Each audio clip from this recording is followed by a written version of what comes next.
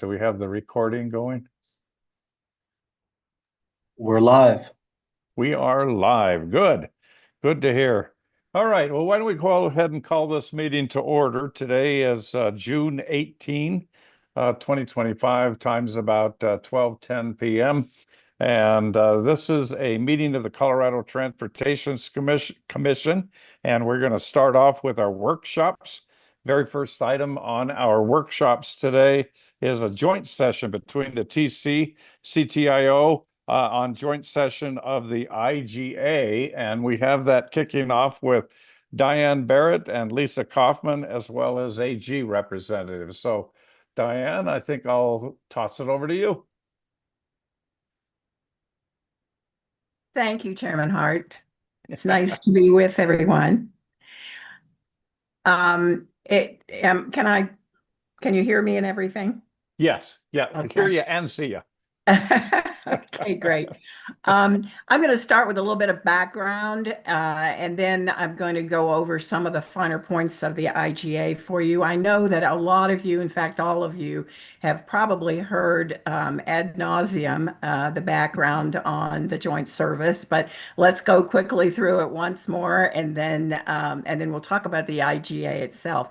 Lisa and Brandon are with us, but they're having a little bit of logistical issues at the moment.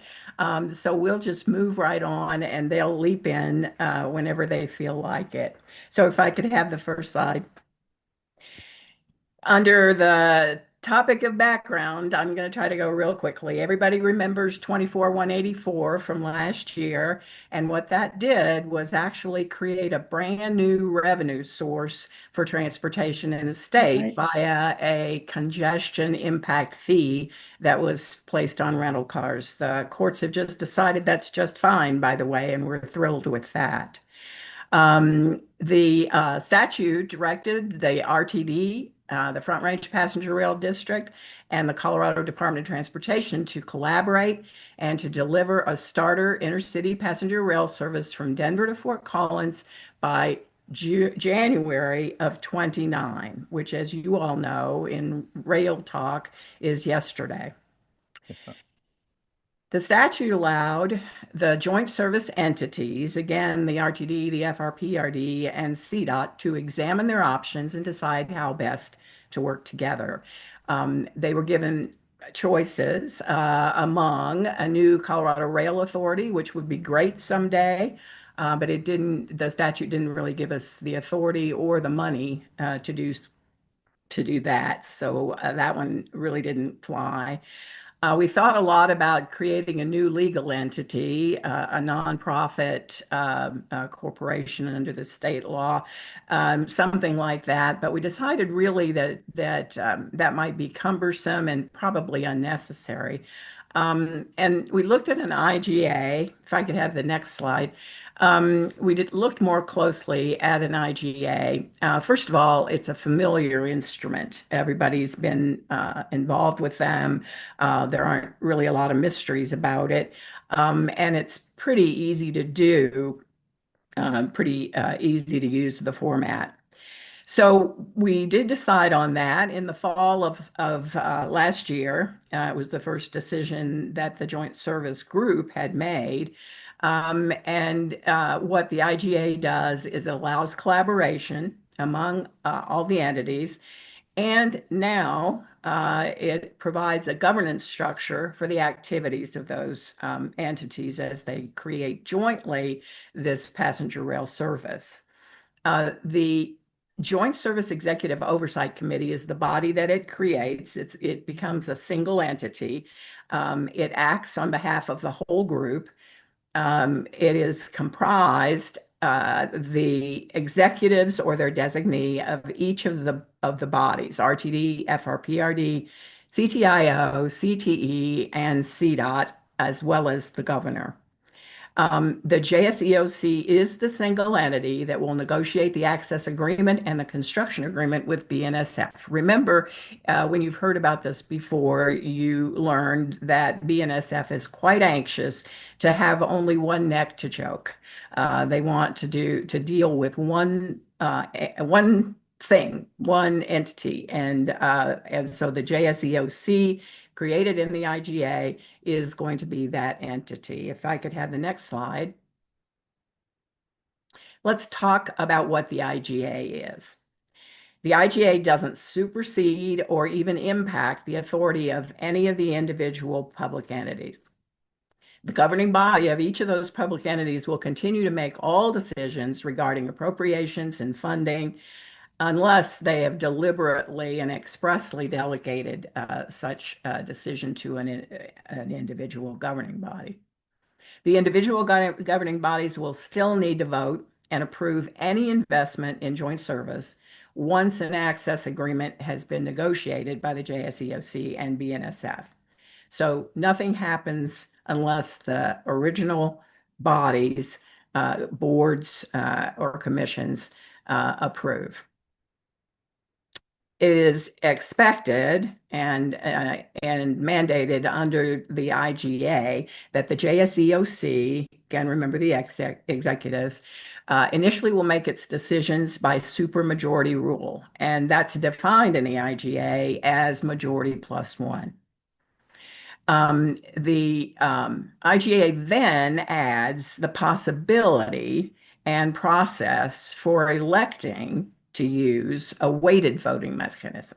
So the body itself can choose, one entity can ask for, the body can agree that there will be a voting mechanism that's weighted. This only happens after we have a financial plan for the body.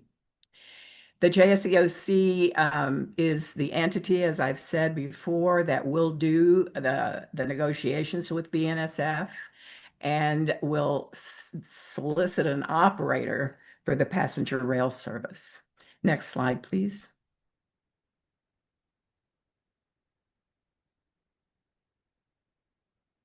Next slide, please. Oops, I'm sorry, I missed the one back. I'm sorry, I missed. There we go.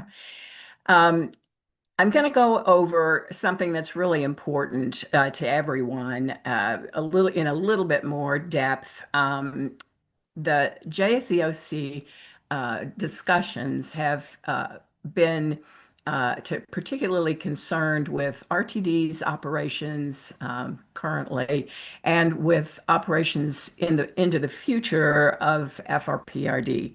Everybody wants to make certain that we're not impeding or interfering with or otherwise troubling for those bodies. And so some of the language that has been decided on and is included in the IGA is as follows. The JSEOC says specifically that it will strive to approve designs for or implement the joint service project in a manner that will advance not only the joint service project, but also anticipated future phases of the Front Range passenger rail service. That's been a very important one. The JSEOC will not approve designs for or implement the joint service project in a manner that will render infeasible the interface of the joint service project with RTD commuter rail operations in existence at the time such approval is given.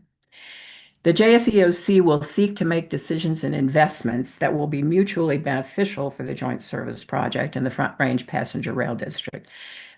In a consequence, the JSEOC will not approve any course of action with respect to the joint service project that would have the effect of unreasonably and severely impairing the implementation of or operation of the Front Range passenger rail system.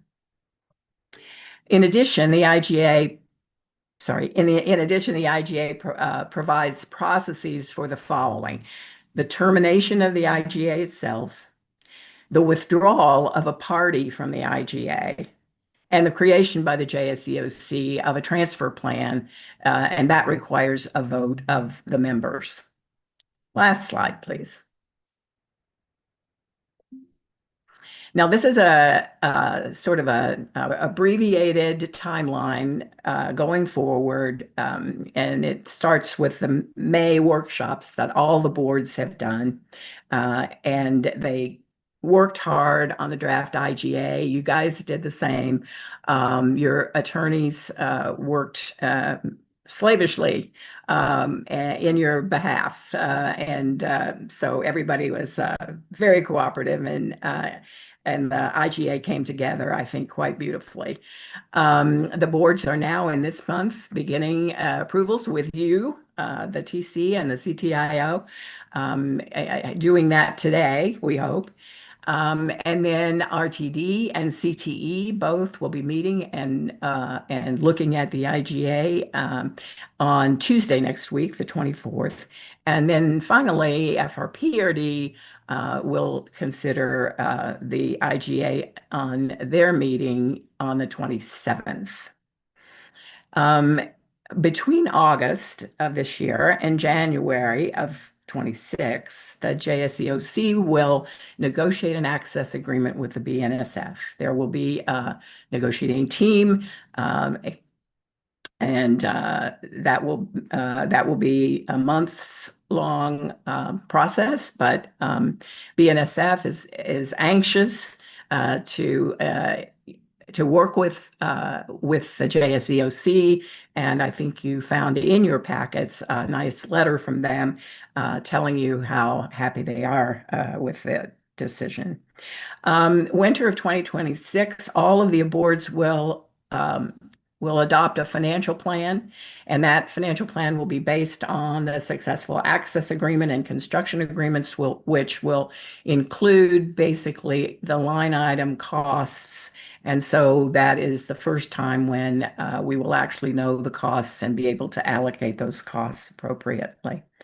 During the summer of 2026, it is hoped and believed that the JSEOC will conduct procurement for both rolling stock and an operator, and that the JSEOC will execute a construction agreement with BNSF on the needed infrastructure investments to get the line going. And then January 2029, remember that's yesterday, the joint service train will begin. And I'd love to take any questions anybody might have and try to answer them. Okay. Diane, thank you for that overview. Very well done. Yes, we've heard it, some of this a few times, and so I think that it's beginning to soak in pretty nicely. And yeah, the amount of work that's gone into this has just been incredible, but it does seem to be coming together. So with that, do we have any questions or comments for Diane on this? I don't see any. And did you have anybody else who wanted to say anything from? Oh, go ahead. Oh, I do have one, and it's a strange question, and maybe it's my naivete, but I looked up weighted voting system. Could you elaborate on that? Why that would be important? I'd appreciate it. Thank you. It's an attempt to allow people who have contributed large sums of money to have just a little bit more weight than those who haven't contributed quite so much. And there's a complicated formula for it, but I'm not going to try to tell you that right now. Okay, no problem. Based on investment. Yeah.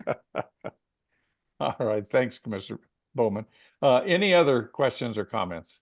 I'll raise my hand. Go ahead, Rick. I realize this is not the question, but why would we oppose this? I mean, what are some of the critics saying? Because mostly what we have received is from the gang, from the governor's office and OEDIT on why we should approve this. But I'm curious what criticism has come forth and how do you rebut that? Happy to try to answer that. I think that it's a new model for delivering service in Colorado. This is a familiar model in California where there's so many overlapping transit agencies that collaborating together to do cost-intensive projects is a norm.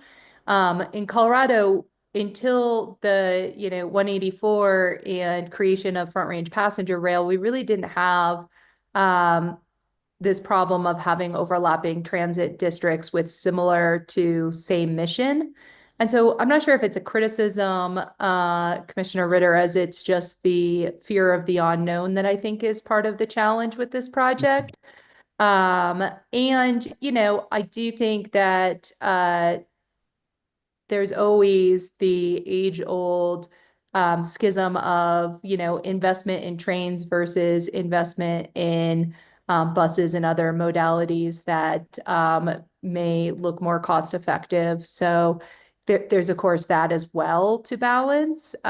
Certainly you've heard the governor speak on we need all of the above. We need a world-class transportation, roads and bridges system, and we need a robust transit and rail system, each of which play slightly different roles in the ecosystem. We certainly believe that passenger rail helps drive better land use decisions and help us reach our climate goals largely out of beneficial land use planning that happens when you have a permanent train station, in addition to actually moving the people.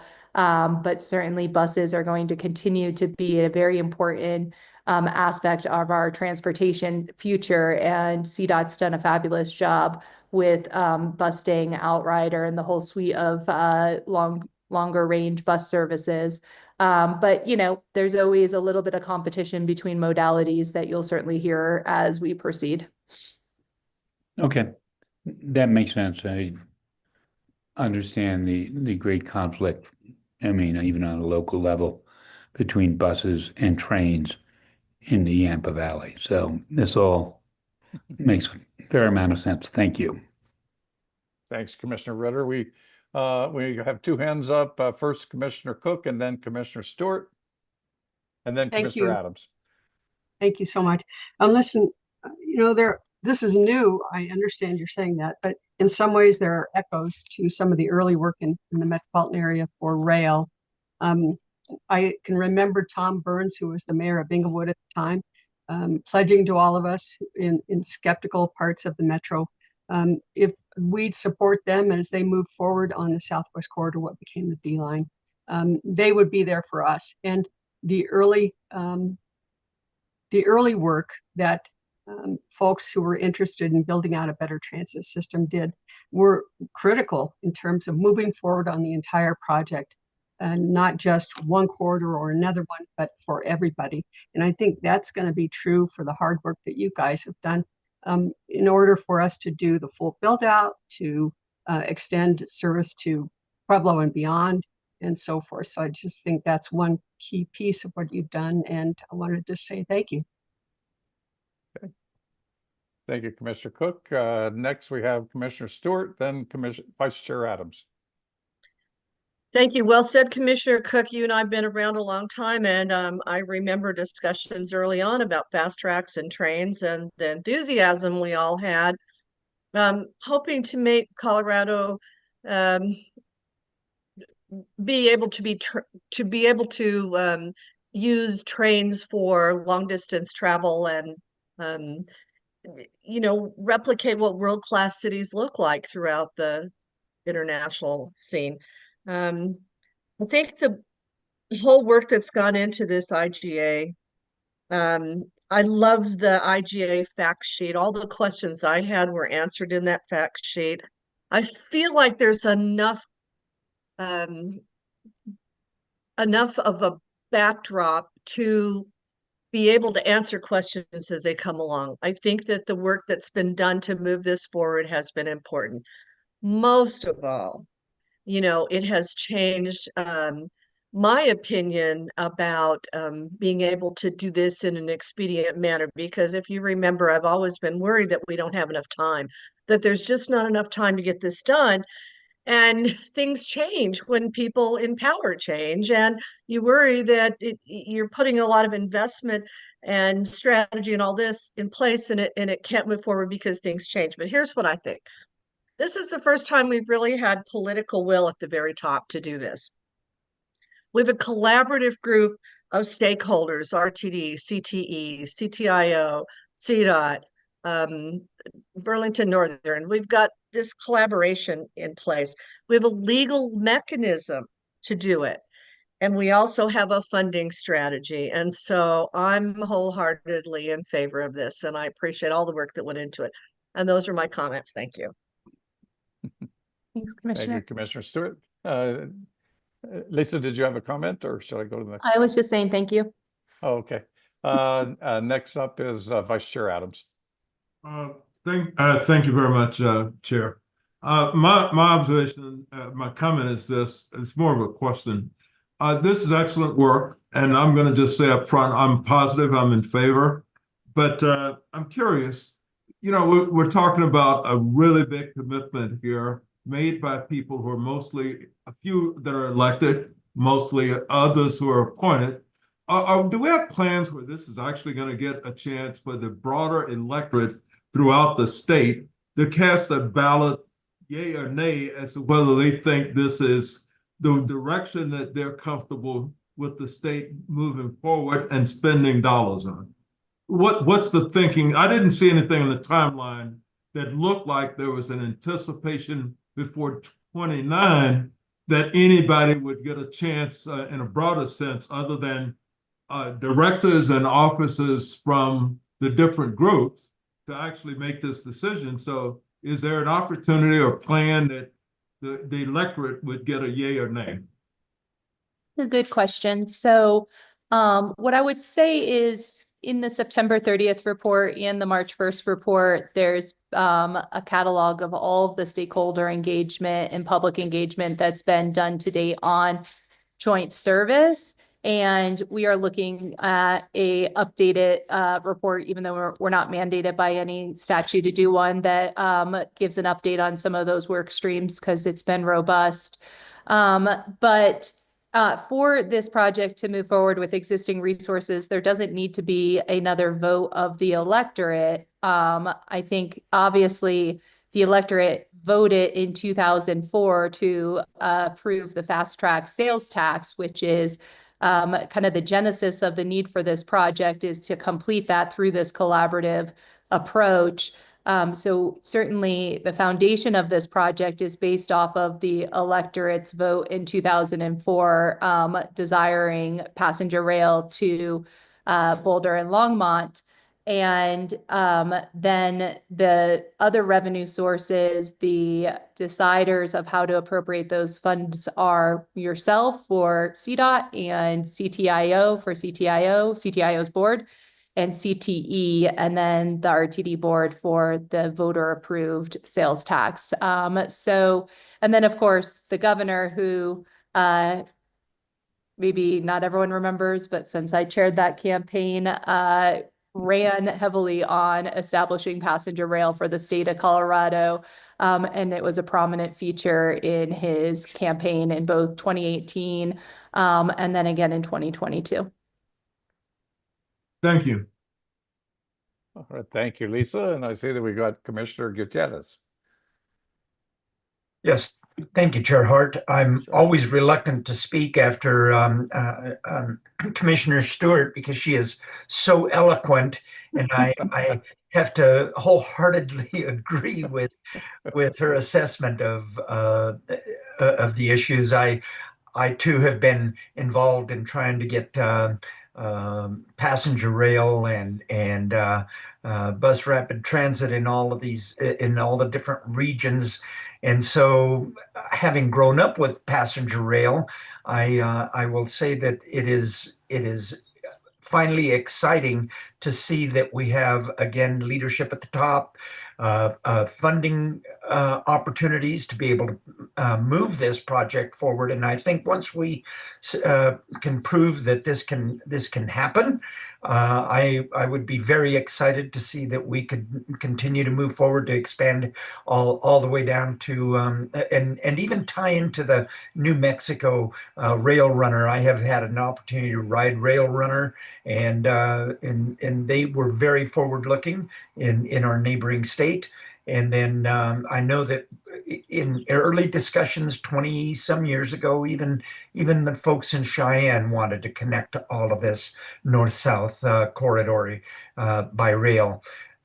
I as I attend meetings and I have these discussions and visit with people about this passenger rail, people are excited about finally being able to achieve that goal, and it's bipartisan support. I visit with multitudes of people in various commissions and committees that I work with, and I believe there is very strong bipartisan support to move this project along. So to this IGA, I agree with Commissioner Stewart that all of the answers have been pretty well laid out, and it's easy to carry on these discussions with our citizens. So thank you to all of the people who have worked so hard on this. I appreciate it, and I'm excited to be able to ride that very first train. So thank you.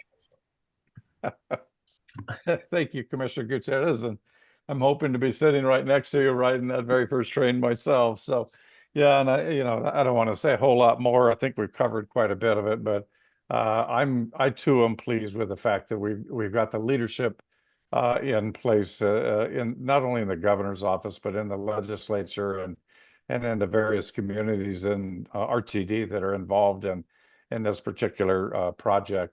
And I think, as you all know, I before I came onto the Transportation Commission, I was on the Rail Commission, and we had a lot of conversation about some of the issues that come up here.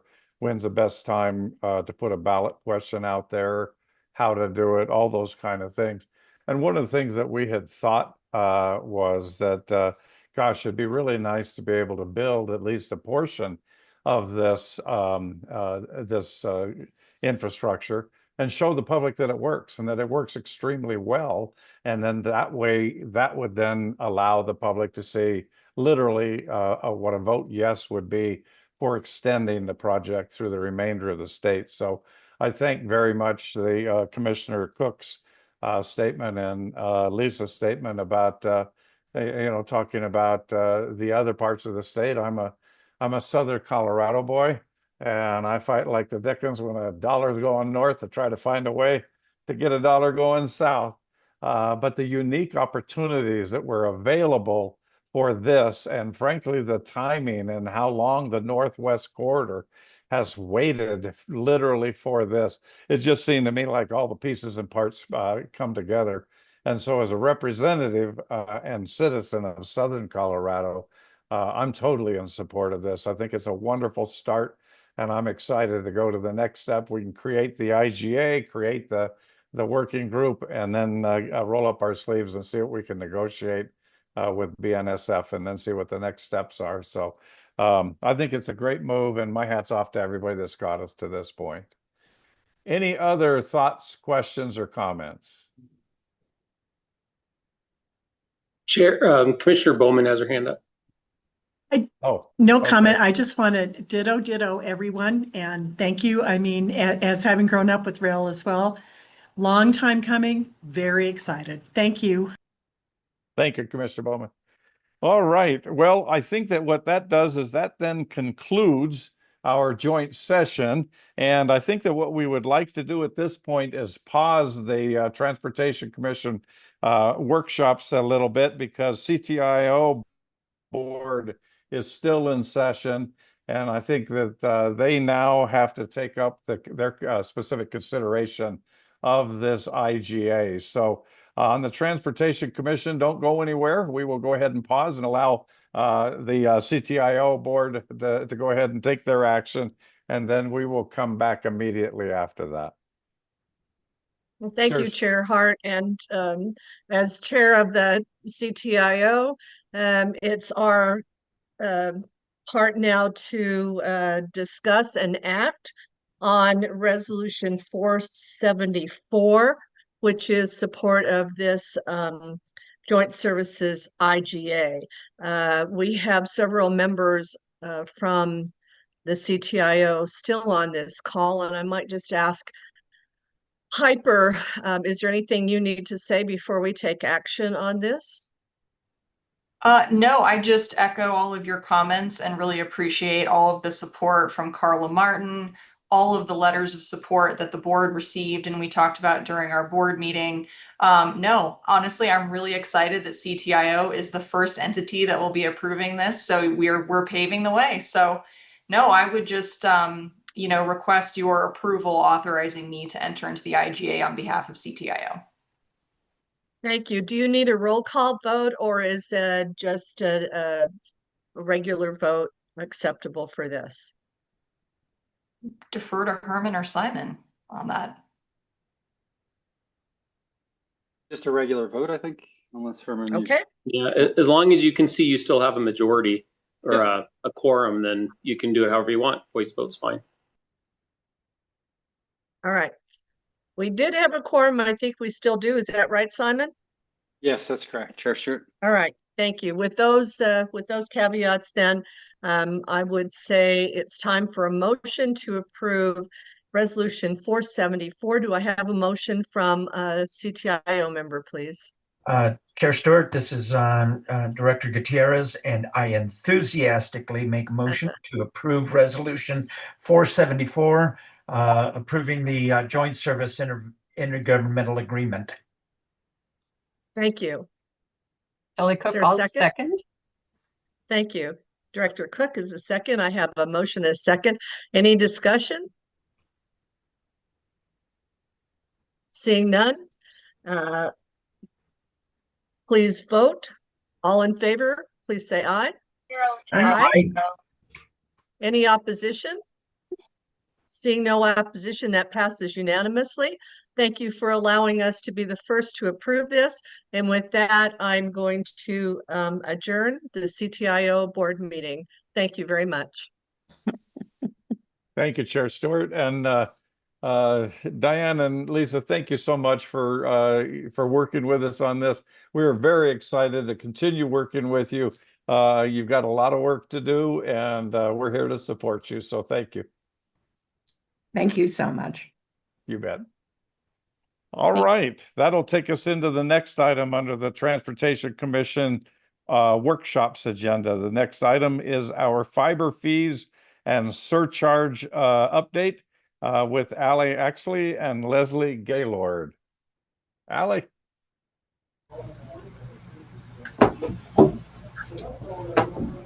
Hi, Commission. Thank you for having us here today. I just am not the most Zoom familiar, so I can't tell if Leslie's on or not, but I will work on kicking off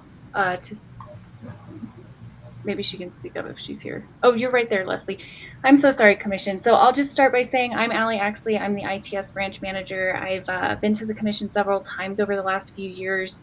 We work through implementing right-of-way fees for third parties who build fiber within our right-of-way. So I'll turn it over to Leslie, who will introduce herself and give you an update on that program area.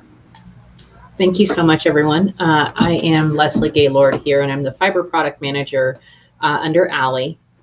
And I wanted to give the updates for the fiber permit program fees, surcharges, and what we have done so far. Next slide, please.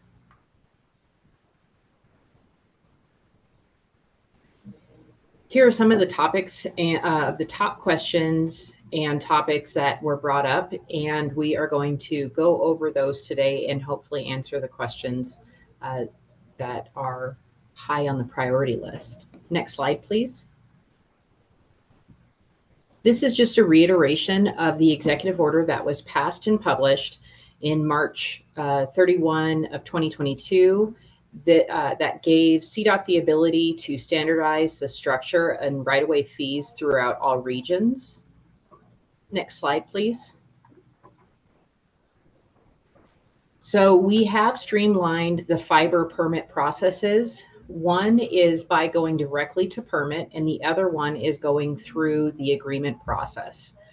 Both of them are standardized through all of the regions, as well as the ability in review, rate, and obtaining whichever way you prefer. Next slide, please. So what we have done is in March of 2023 was the first formal presentation for the structured right-of-way fees. And in December of 23, the fees resolution was formally adopted. When we fast forward to 2024 in December, we reviewed all permits filed while creating vendor accounts and the annual use invoices. One of the big pieces to that was also creating vendor accounts, so that way we could register all of the permits and permit holders to be able to invoice them. Sending the letter of intention as well as the first annual invoice was done in December. And then starting in March, we sent out notifications for any delinquent accounts, outlined the delinquent penalties of what they could be, and then the dates to cure. We have currently 2 delinquent accounts out of 38. Next slide, please. So here's the example letter of intent to just show all of our permit and or stakeholders of what the annual invoice fee was for and what those fees based on the annual invoice was for. And then the sample invoice was created to itemize all permits filed per permittee and what those totals were. Next slide, please. So at this time, what are the penalties and how many delinquent accounts? As we stated, there's only 2, which we're very happy to talk about. And then what are the penalties? So if you are applied a penalty and you're unable to cure your account, that does freeze the permittee from applying for any new permits. And it does hold any of the permits that could be issued until their account is cured. And with that, we do allow them, we have constant communication, whether that is in person, virtually, whatever it might take for them to be able to bring this account up to date, as well as being able to communicate with all of the regions on what the status of these permittees are. Next slide, please. So the great part is that we have processed 339 fiber permits since January 1st of 2024. We have collected 50,825, which is the initial permit fee. Our regions or their staff that are processing these permits have charged a total of $49,825.09 for their time spent processing these permits. So we're very happy that this is actually a very good margin in those fees. Next slide. I know there's a lot of numbers and I thank everyone for this. The gray column in this total is the initial fees collected since January. The black column is total received in the annual permits. And in the orange column is what we would do as a calculated total. What we are trying to show here is all permit regions fees charged, and then trying to get to a minimum of a 35% fee chargeback for the fiber product manager's position. So my role here is that we can charge back some of my time for processing this program. Next slide, please. Very easy one. In December, we will be increasing the fiber fee per the TC resolution, which is shown here. And what those increases will be posted in December. And with that posting, we want to make sure that we express that to all permittees, all regions, and make sure that they are clearly informed of what the increase may be. Next slide, please. So here's an update from CBO, and we wanted to make sure that the public notice went out making significant changes to the BEAD funding. This program in the following changes is new criteria, has removed the fiber preference as a solution, and is focused on the cheapest possible solution and minimum performance requirements of 100 versus 20. CBO has 90 days to start the BEAD program over. They will need to collect new applications via benefit the bargain round and anticipates awarding that funding within 2026 and construction hopefully by 2027. And we put Brandy's contact information in there for any additional information that anyone might want to ask about these changes. Next slide for me. We are happy to announce that we were able to execute an IAA with CBO, and we were also able to extend our partners to Mavericks, El Paso, Ute Mountain Tribe, Stratus, and Clearox Network. What that means is that they have initiated going through the unsolicited proposal, as well as whether it is a 3P or an IGA. And in reference, they have solicited stating that they would be or could be using BEAD funding. And that's how they were able to get a hold of us and through the process. Next slide for me. This time I will have Allie take over. So beyond just our fiber right-of-way fee program, we also just wanted to share with the commission that we are revamping and revisiting our Dig Once program. Dig Once is a federally mandated program and concept, really exactly what it sounds like. If we're gonna disturb our right-of-way and open up a trench or bore a conduit, why don't we just do it one time? And so we saw an opportunity to look at this program and maybe figure out how we could improve it. So we've brought the program up with the Efficiency and Accountability Committee and done a survey with industry partners, local agencies. We've also been working with other DOTs to see how their Dig Once program's working and trying to figure out how we can leverage their best practices. And we are formally kicking off an internal CDOT project team to really take a hard look at our Dig Once program and see if we can make it even better so that we can kind of keep working on improving access to our right-of-way for people who want similar infrastructure for what we need. So that project team is going to kick off in July. We have representation from every region and a variety of specialties, subject matter experts to help us make sure we cover all the bases and can do a really thorough job helping with that program success. Next slide, please. And with that, that wraps up the overview of the program, but we were happy to take any questions.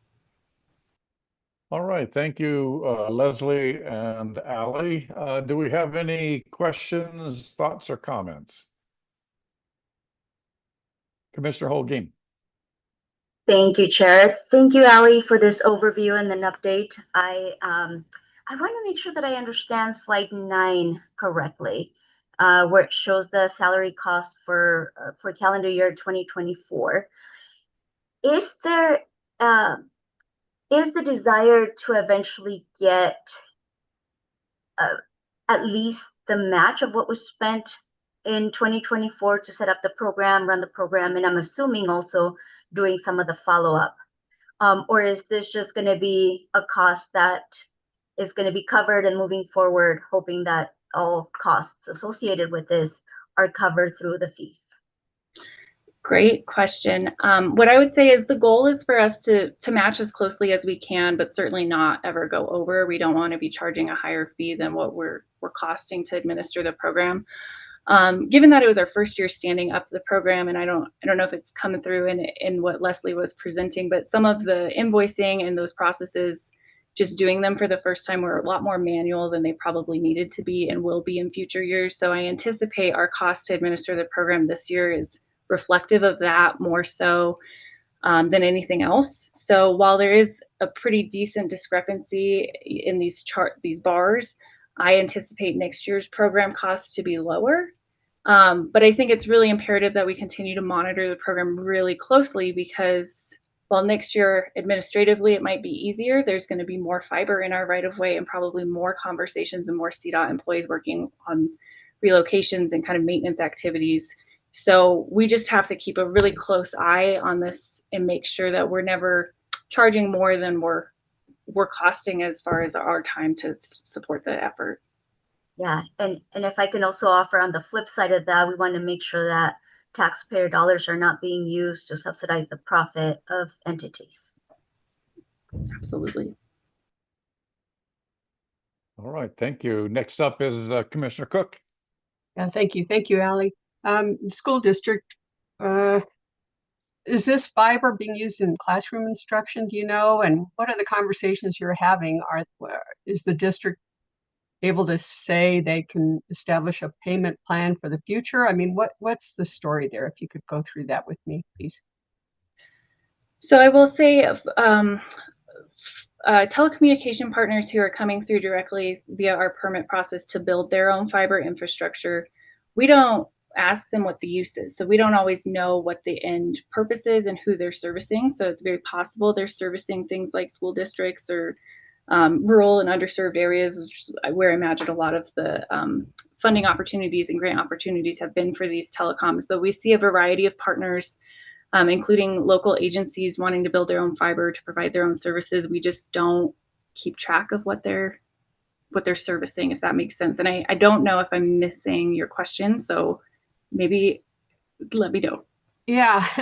So you don't know if this is the foundation of their internet access throughout their classrooms, in other words. Can we find that out, or have they communicated to you why they are falling behind or planning not to renew, or whatever they're doing? I could certainly reach out to CBO and try and get you a better answer. I think they would probably have a better handle on the requirements that these providers have when they're building this infrastructure and what they committed to service to other entities like the school district. We don't typically get involved in that conversation, but I might be able to close the loop on this question for you. Okay, great. Thank you very much. If you were going to fly to Montana, would you Uber to the airport? Or would Okay.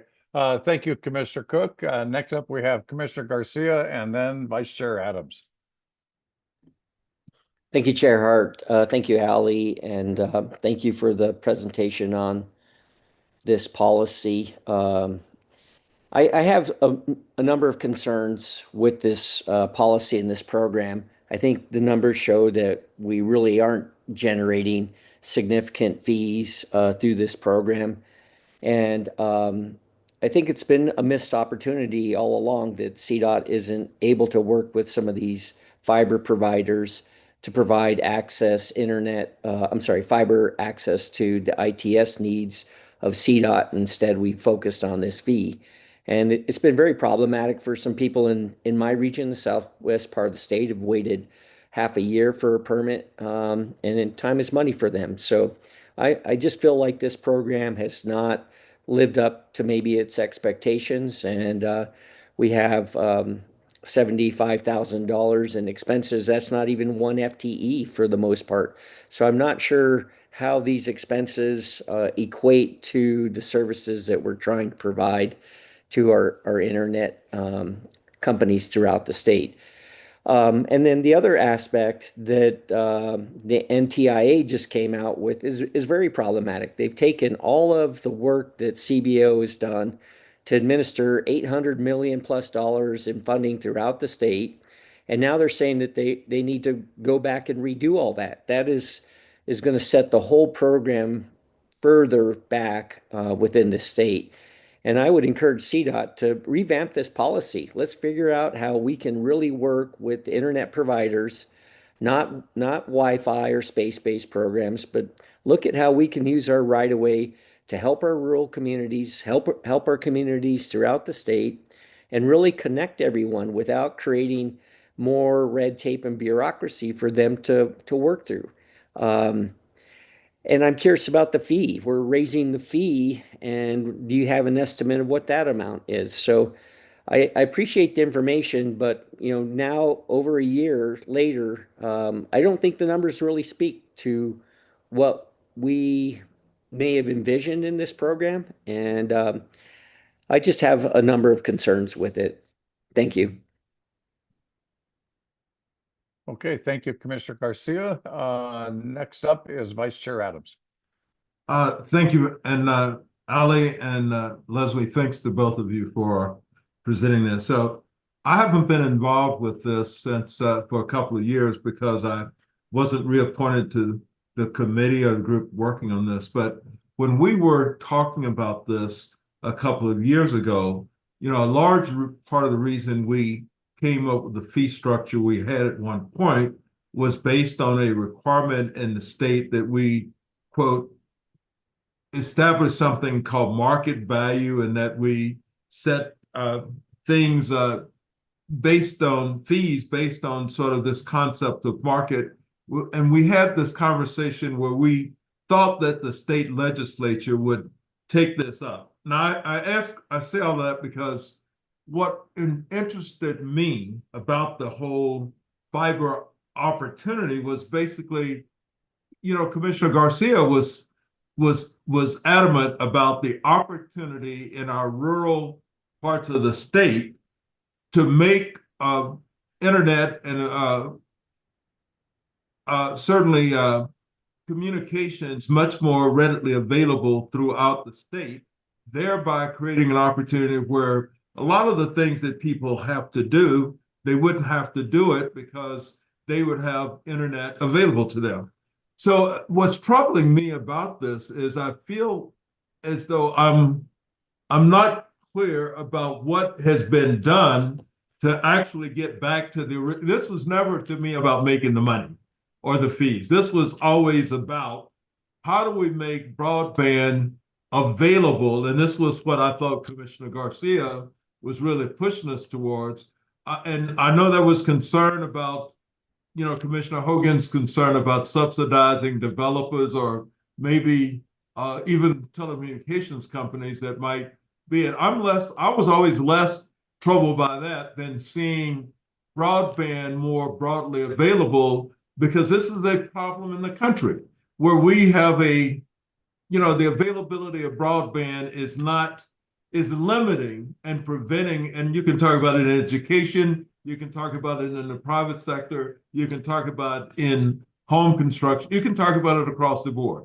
That's the problem I think we're kind of missing, and I think Commissioner Garcia's probably still on that page called, that's what we're hearing from our more rural communities. Did the state legislature ever take up the issue? I don't think I've heard anything that said they have. No, and I don't know if Emily Hadaway would want to add to that, but I don't believe the legislature pursued anything on that topic. There were some bills proposed, but it never had serious traction. Yeah, that's correct. There was a bill last year that was introduced that, and that bill was focused on setting the fees at zero. And then the legislature did explore, there was some conversations about potentially having the legislature set the fee. The JTC was interested, but there was no bill. And part of what that was because the legislature kind of gained a greater understanding of all of the work that the CDOT team had done to build the existing fee structure, and felt that it was sufficient, and that there wasn't really a need for the legislature to set a new fee. Well, look, it's a missed opportunity in a major way. I think we could be helping from a development standpoint throughout the state. We could certainly be limiting and helping to mitigate some of the concerns we have about transportation congestion, some of the concerns we have about carbon emissions. There's so many things here that a more robust infrastructure and availability of broadband would do throughout the state, that we're missing an opportunity. The roadbed is already there. The fiber is already laid. It's just dark. And so we should be taking advantage of it better than we're taking advantage of it today. That concludes my comments. I yield to, Commissioner Garcia or to others that might have other comments. Thank you, Vice Chair Adams. Commissioner Garcia. Thank you, Chair. Thank you, Vice Chair Adams, for your comments there. Yeah, I think it has been a missed opportunity, and I think a lot of our builds that are happening throughout the state are staying out of the right-of-way. They are looking for alternative routes because this is an annual fee. This fee requires payment every year, and that is hard to build into your program. And I think maybe an upfront fee or an ability to negotiate with CDOT to have fiber that's available for CDOT ITS needs, and start lighting part of our state is an area that we really should focus on. And this fee, as you can see, it's not even one FTE, $75,000. That's not a lot of money when we approve almost a $2 billion budget annually. And these builds are all $1 million plus builds. So we're talking about a very small amount of money. But I think the real crux is this policy is driving builds outside of the right of way because they don't and can't factor in an annual replacement fee or an annual maintenance fee. And it's just problematic. And I think we should really look at this, especially with CBO having to go back out and redo this whole BEAD program. This is a perfect opportunity, I think, for us to get together with CBO and figure out how can we facilitate the deployment of fiber throughout our state and make it work for everyone. This is a huge lift for CBO. This change in the policy by the NTIA is going to have a huge effect across the state. And a lot of money that was rolling in, I think Southwest Colorado had a third of the CTF dollars that were approved by CBO. And now I don't know what's going to happen with those funds and the potential builds. So I would just hope that we really can maybe come back and take a look at this program, look at this fee versus raising rates again, raising fees again. I'm not sure that is a solution for this program. Thank you. All right, thank you, Commissioner Garcia. And I guess just to throw in my 2 cents. Oh, Bob, you have a comment? Go ahead. Do you mind, Chair? I just want to give some clarification. We do lease our fiber below market rate, then so people can lease our fiber as well, and that's not discussed in here, to expand broadband. So that is a third option for folks. It's about a couple $100 a year per mile to lease our fiber. So that is an option to expand, and we haven't seen many takers of that.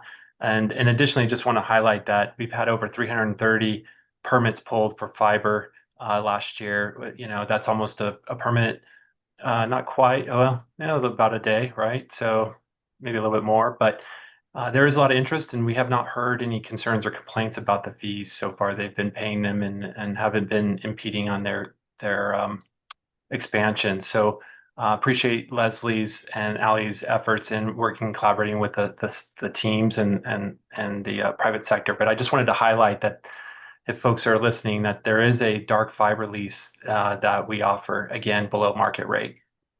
Bob, you don't have fiber in Southwest Colorado. We're still waiting on CDOT fiber because of the Paonia issue, and that's been years in the process.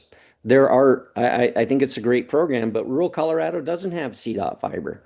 There are areas that there are IRUs that are negotiated, but it's a very small portion of our state. Yeah, unfortunately, we don't have the funding to build fiber everywhere. So we try. So we'll keep at it. All right, thanks, Bob. And Ali, I saw you had your hand up for a while. You still have your hand up? I just wanted to build off of one point that Bob made just for clarity, because I really agree with Commissioner Adams. Like, the point of this program for us was also not about the dollars and cents, but the executive order really gave us an opportunity to build upon the one path we had to open up access to a right of way for these people to build their fiber and give them a secondary option via permitting that was much quicker and provided them a route to get speed to service and delivery done without having to go through a cumbersome agreement process. So I just wanted to make sure I put that 2 cents in, because I think it is very important. All right, thanks. And I'll go. I don't see anybody else that's got their hands up either virtually or waving at the screen at the moment. So I'll go ahead and throw in my 2 cents. I guess the way I see this is I frankly would like to continue the conversation. I appreciate the work that staff has done. I appreciate the information that we received. 339 permits is good. Seems to me like. On the other hand, is what we had talked about, or at least my understanding of what we had talked about is we had one program that Ali alluded to, which was the negotiated unsolicited program. We were basically asked and to agree, or to a degree ordered, to go ahead and find another system that might be quicker and hopefully less expensive. And we did that. We had to go through several iterations of it before we came to the one that we were comfortable with. And I think that what our perspective was is we said, well, let's throw it out there and then see what happens. And we're kind of just a little bit at the beginning of that still, because we have thrown it out there. We've seen some activity. We've seen vast majority of folks that are participating paying. But there's more for us to learn and understand.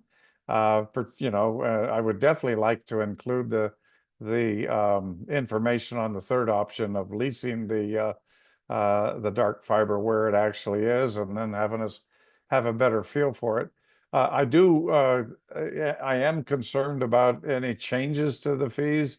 Ali and staff, what I would love to do is when you come to the conclusion of what that should look like, frankly, I would like to see that come back to the Transportation Commission, not necessarily for approval, because we've basically already given you authority to do that, but definitely to take a look at it and see if we had any thoughts, questions, or concerns. And then basically continue the dialogue, because my motivation has been trying to balance this idea of what do we need to do a really robust area as the state of Colorado, not just CDOT, state of Colorado, to make sure that we've got great internet access throughout the entire state, and that it is cost efficient, and that all of our citizens can participate in it. And we're working toward that. It may take us a while, but we're working toward that. CDOT has a major role in that. And so frankly, I think that this is an ongoing conversation that I would very much like to hear more about, and would very much like to participate in more as we go forward. And we can talk about the logistics of that at a later time. We're going to have a new set of officers after this meeting. And so I definitely will need to have those officers determine what they think is the best path forward. So anyway, I've said enough. Ali, your hand's up again. Yeah, I just wanted to say I agree with a lot of what you said. And I think when we talk about raising the fees or adjusting the fees, we just mean to execute the resolution as it was issued. And I would anticipate that a percentage inflation increase may not even increase the fees a hundredth of a penny. It just really depends. And so we just want to be ahead of that and have those conversations. I think we'd certainly welcome bringing another workshop to the commission at whatever time to continue the discussion on those changes potentially should they arise. But we by no means anticipate a major impact on what they currently are. Just we wanted to be forward thinking about staying current with salaries of the state increasing as well. So I just wanted to put that out there as well. Well, and I appreciate that. And that's literally why I was asking about it, because oftentimes there's fear when we see the theory, and then the fear disappears when we see the reality. And so I think that would be real helpful to us. And at the same time, we do know that, there is a need to at least try to cover our expenses on this on our side. We all know that we took some pretty major hits, particularly on the state side, but also on the federal side. So recovering costs is not a small thing, in my humble opinion. So, but anyway, I would just like to continue the conversation.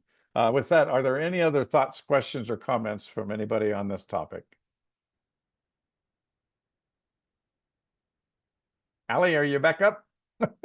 Yes, sorry. There was just one other thing I just wanted to add for everyone. I know that $75,000, it's an excellent point. It's probably not even a full salary when you consider benefits, but I wanted to point out that beyond Leslie spending a significant amount of time on this program, Jeff's team in accounting and the business office and our business office working on how those funds move, and then all of the regional permit offices, it really, that $75,000 represents a lot of people at CDOT who've put effort into opening up this second door for access to our right of way. And we really appreciate all their help with us implementing this program. And I didn't want to take away that thanks from them. I think it's important the commission knows how many people have helped us.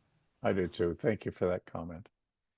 All right. If that concludes that, then we'll move on to the next item on the agenda, which is the Audit Review Committee, a request to approve the February 19, 2025 ARC meeting minutes. And I've got that teed up for Frank Spinelli. And I believe Vice Chair Adams is also the chair of that committee. So I'll turn it over to Frank. I see Frank on the screen. Yes, thank you, Chair Hart, and hello, Chair Adams as well. I would like to ask the ARC to approve a motion for the February 19th, 2025 ARC minutes. You, Laura, I'll throw it back to you. I'd be happy to make a recommendation even as the chair. I see that Commissioner Ritter is on, and I think Commissioner Parson is excused. So Commissioner Ritter, I would call for a vote, or I've made it as I guess I can do this as the chair. So I think the two of us are present, so we could vote. So how do you vote? I would vote aye. I would vote I would say aye. if I need a second, I would second the motion and follow with a vote of aye. So Frank, I think we consider the audit committee minutes from the previous meeting. It has been motioned and approved. So I think we can consider that matter closed. And if there are no further items, I would call for the audit committee ARC portion of this meeting to be concluded. Thank you, Chair Adams. I appreciate that, and thank you, Commissioner Ritter, as well. Chair Adams, as far as the discussion, I'm aware that you will not be with us next fiscal year, and I'd like to take this time to say goodbye. We have worked together for over 5 years, and I want to thank you for your guidance you provided me and the audit division. The questions you asked were challenging and a gateway to great discussion. I will miss this engagement with you. I enjoyed it. Your strong support of the audit staff and work we perform is greatly appreciated. My staff has acknowledged that, and I recognize it as well. So thank you very much, sir. I appreciate it. Well, listen, thank you, Frank. I'd like to just say, given this one opportunity, and I'll be very brief about it, I think we have made great strides with respect to the audit review process, the planning, the kind of execution, both from a traditional audit standpoint, our understanding of what we have to have responsibility for as a commission, both in terms of those things that are audited by the state auditor's office, those things that your staff does, and the IT portion of it. So personally, I've gained a tremendous understanding of it that I have to be candid. Even with all my experience, I didn't fully understand and comprehend when I started, and even sometimes during my tenure. But I think we are in a better place with our understanding of it and its place on our regular agenda. In other words, not too much of it, but not ignored totally either. So I think it's an appropriate level for us, and I hope we continue to give it its proper place within our commission meetings. Thank you, Chair Adams. Thank you, Vice Chair Adams. I wholeheartedly agree with you. I had the pleasure of serving on the ARC committee for a couple of years, and it is eye-opening and instructional, and I encourage everyone on the commission to consider joining into that committee. It's a great way to get a pretty good understanding how systems work and how we try to identify what's working well and what's not, and then try to report and fine-tune things that might need a little adjusting. So thank you for that. All right. That concludes the workshop portion of our agenda. And if everybody's okay with it, I would like to proceed directly into our regular Transportation Commission meeting. And I don't see any objections, so we'll go ahead and do that. We'll go ahead and call to order the board meeting of the Colorado Transportation Commission. Today is June 18, 2025. Time is about 1:19 p.m. So first item on the agenda is to handle the roll call. Mr. Secretary, if you'll take care of that. Yep. Commissioner Olguin, Here. Commissioner Cook, Here. Commissioner Stewart, Here. Commissioner Gutierrez, Here. Commissioner Ritter, Here. Commissioner Bowman, Here. Commissioner Garcia, Here. Commissioner Parsons, I believe is excused, Excuse. Commissioner Masters, Here. Vice Chair Adams, Here. Chair Hart. Here. Thank you, Mr. Secretary. We'll go ahead and go on with the meeting then. The first item is public comments.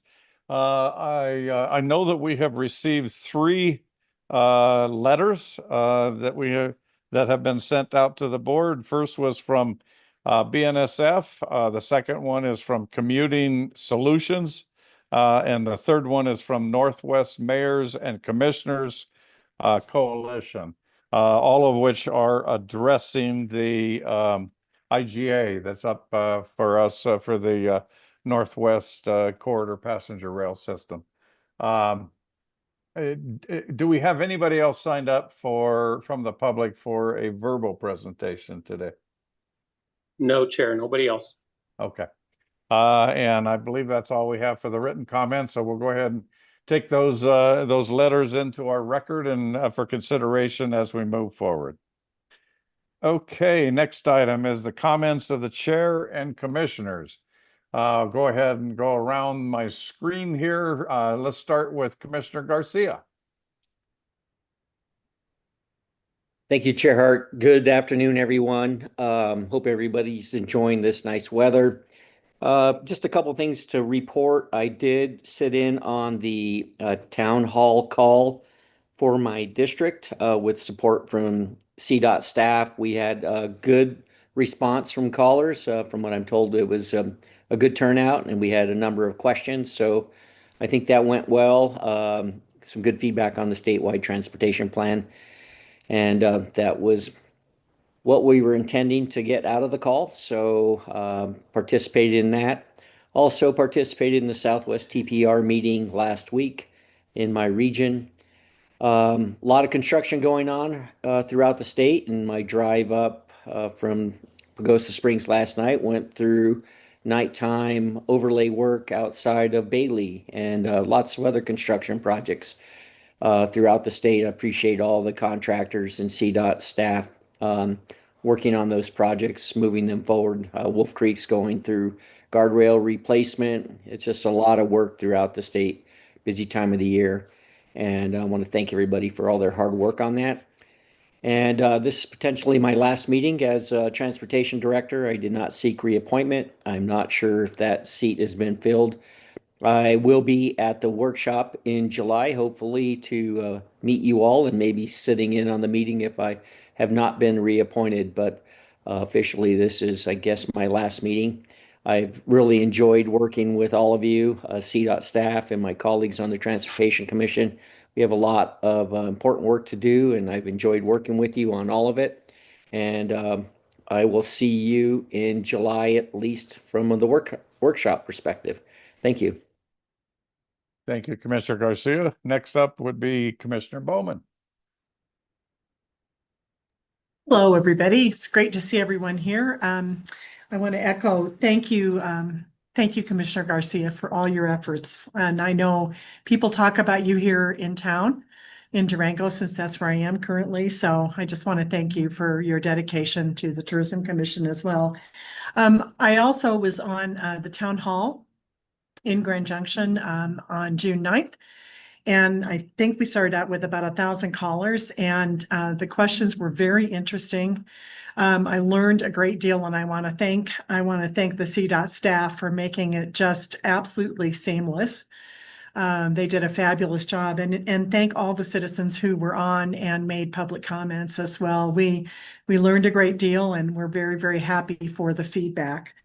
I did attend the GV RTC meeting in Grand Junction as well when I was there. And I would echo Commissioner Garcia's comment about seeing lots of construction, and in particular on 550 and all around this area. So thank you to all of our staff for making our roads much better and much safer. Appreciate it. Thank you. Thank you, Commissioner Bowman. Next up is Commissioner Cook. I thank you. Keeping it really brief. I was able to attend the telephone town hall that Commissioner Stewart and I jointly hosted, and was likewise really glad to be able to do that. There was quite a few callers, a variety of topics. I was so impressed with the work of the staff behind the scenes to provide backup and information that helped us to answer the questions. And then also had a chance to attend the 4P meeting for Broomfield County. And I have to point out here that it was my last chance to sort of go to school on Commissioner Stewart. These were yet another instance where you just had to sit back and say, wow, you know, she is so good. And I wanted to thank her specifically for that, and for all that she's done, and for her personal support for me and helping me to get up to speed. But that doesn't extend, I mean, that extends to all the people that we're losing this time. I just want to tell you that I so appreciate the sincerity and commitment, and your thoughtful and informed questioning, your grasp of the issues and the history. All of that has served as a model for me. So Commissioner Stewart, Commissioner Adams, Commissioner Garcia, Commissioner Holguin, I'm really going to miss you, and thank you for your service. Thank you, Commissioner Cook. Next up is Commissioner Gutierrez. Thank you, Chair Hart. And I also want to thank all of our departing commissioners, even though some of you have only had an opportunity to work with for a short few months. I echo Commissioner Cook's comments. They're spot on. I attended the Dr. Cog Southwest Weld County Subregional Transportation Forum. I know that's a mouthful, but I think one of the things that I continue to bring to the attention of the commission is that a lot of these meetings that I attend, these east-west corridors, and of course most of the meetings that I attend are up in the north of the Denver metro area, but all these east-west corridors are always a topic of conversation, and I'm always asked to at least bring those east-west corridors a focus to the commission, that these corridors really need some attention. And another organization that I happen to be a part of involves in 6 counties out in northeastern Colorado. And I don't want to step on Commissioner Masters' toes here, but I was at a meeting where the Highway 34 east-west corridor became an issue that was brought to my attention, and I was asked to bring that focus to this commission. And I found it interesting that the reason that 34 corridor on the northeast part of the state has become a real issue. There's a company called Black Shirt Feeders that has established a big feed program between Ray and Colorado and Benkelman, Nebraska. They started out feeding 50,000 head of cattle. Now they're up to 100,000 head of cattle, with the goal of eventually feeding 200,000 head of cattle. And what that means is that there's significant truck traffic that has all of a sudden been put on Highway 34 coming west. They're feed trucks, they're cattle trucks that have created some unusual wear and tear from before that need attention. And of course, you know, the discussion of money and how trying to fund those kinds of projects becomes problematic with those folks. But I promised I would bring that attention to that corridor, and then I know, again, Commissioner Masters always talks about safety, and I just happen to know that in segment 5, since the beginning of the year, we have had, and that's the segment on I-25 that is under construction. We have had, at last count, 110 accidents in that segment, in that construction area. And probably the one that received the most publicity was the crash of a semi that hit the barriers and then crashed over into the other side and blocked that entire interstate, with the second semi involved, blocked that interstate for a significant part of the day. And so, I want to echo Commissioner Masters always bringing forward the safety, and for everybody to please pay attention. And if we don't pay attention and we aren't safe drivers through those construction zones, the loss of life and the amount of time you may not save because that road is closed just isn't worth the excess speed and the crazy driving that happens. So I those are really my comments, but really bring attention to safety and east-west corridors. Thank you so much. Thank you, Commissioner Gutierrez. Next up is Commissioner Holguin. Thank you, Chair Hart. Good afternoon, everyone. A couple of updates from me. I attended the RTC meeting yesterday where we reviewed the amendments to the 26 through 29 Transportation Improvement Program. We also learned that Deputy Executive Director Ron Papsdorf is moving to Houston, so we're losing such a great asset in the region. This last week, Commissioner Adams and I hosted our town hall. Truly appreciated the opportunity to hear from our constituents. We had a wonderful connection. Staff, correct me if I'm wrong, but at one point I saw more than 5,000 people connect to the call, which was absolutely incredible. We also had great engagement. We had more questions than we had time to answer, which is always a good thing. And it really was, as it was mentioned before, such a masterful process. So I want to take a moment to thank first my RTD, Jessica Mikovas. When some glitches happened, Jessica was ready to jump in and make sure that everything was seamless. I also want to thank Herman and the team for making this a very successful outreach effort. Other updates for the non-attainment area air pollution mitigation enterprise.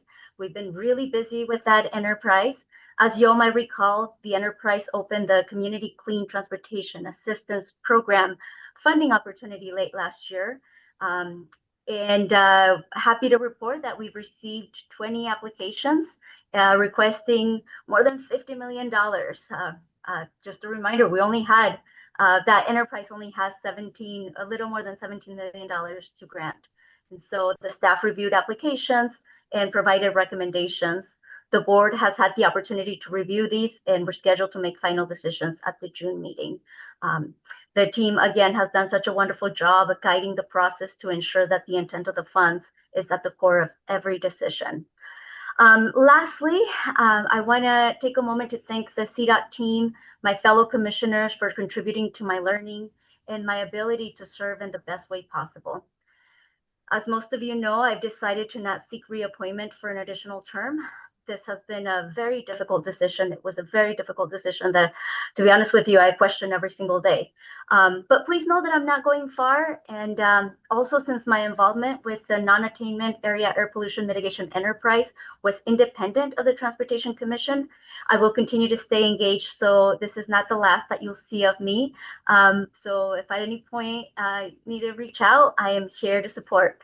And with that, thank you for the opportunity to comment. Thank you, Commissioner Holguin. Next up is Commissioner Ritter. Thank you very much. Couple of comments. One is I was a little late to the earlier workshop because I'm headed up here to now in Winter Park for an important meeting about Northwest Passenger Rail to be held later today. And I was late because, fortuitously, I think, I was held up by the construction projects that were going forth between Denver and Berthoud Pass. And as commissioner for the particular areas of Floyd Hill and Berthoud Pass, I was pleased to be held up for a very aggressive and appropriately aggressive construction activity. I just want to take 1 second to say thank you to those that were on this commission when I arrived. As a rookie 2 years ago on this commission, I got tremendous guidance from Commissioner Adams on particularly on the audit committee, but also listening to him with his insightful questioning of both staff and any other individuals involved. It's been it was a real awakening. Commissioner Garcia, listening to you, I began to get a better grasp of some of the challenges that rural Colorado face and that were going to be affecting my constituents in Western Colorado. And thank you for that. And Commissioner Stewart, well, I'd always heard of you. I'd always been apprised that there was the maestro of transportation, but I had never had the opportunity to meet you or to work with you.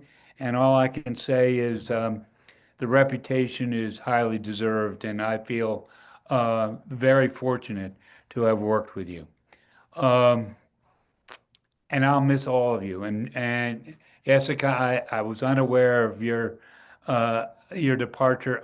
Again, I'm going to miss your input. But mostly, I think what it is that the great part is in the great words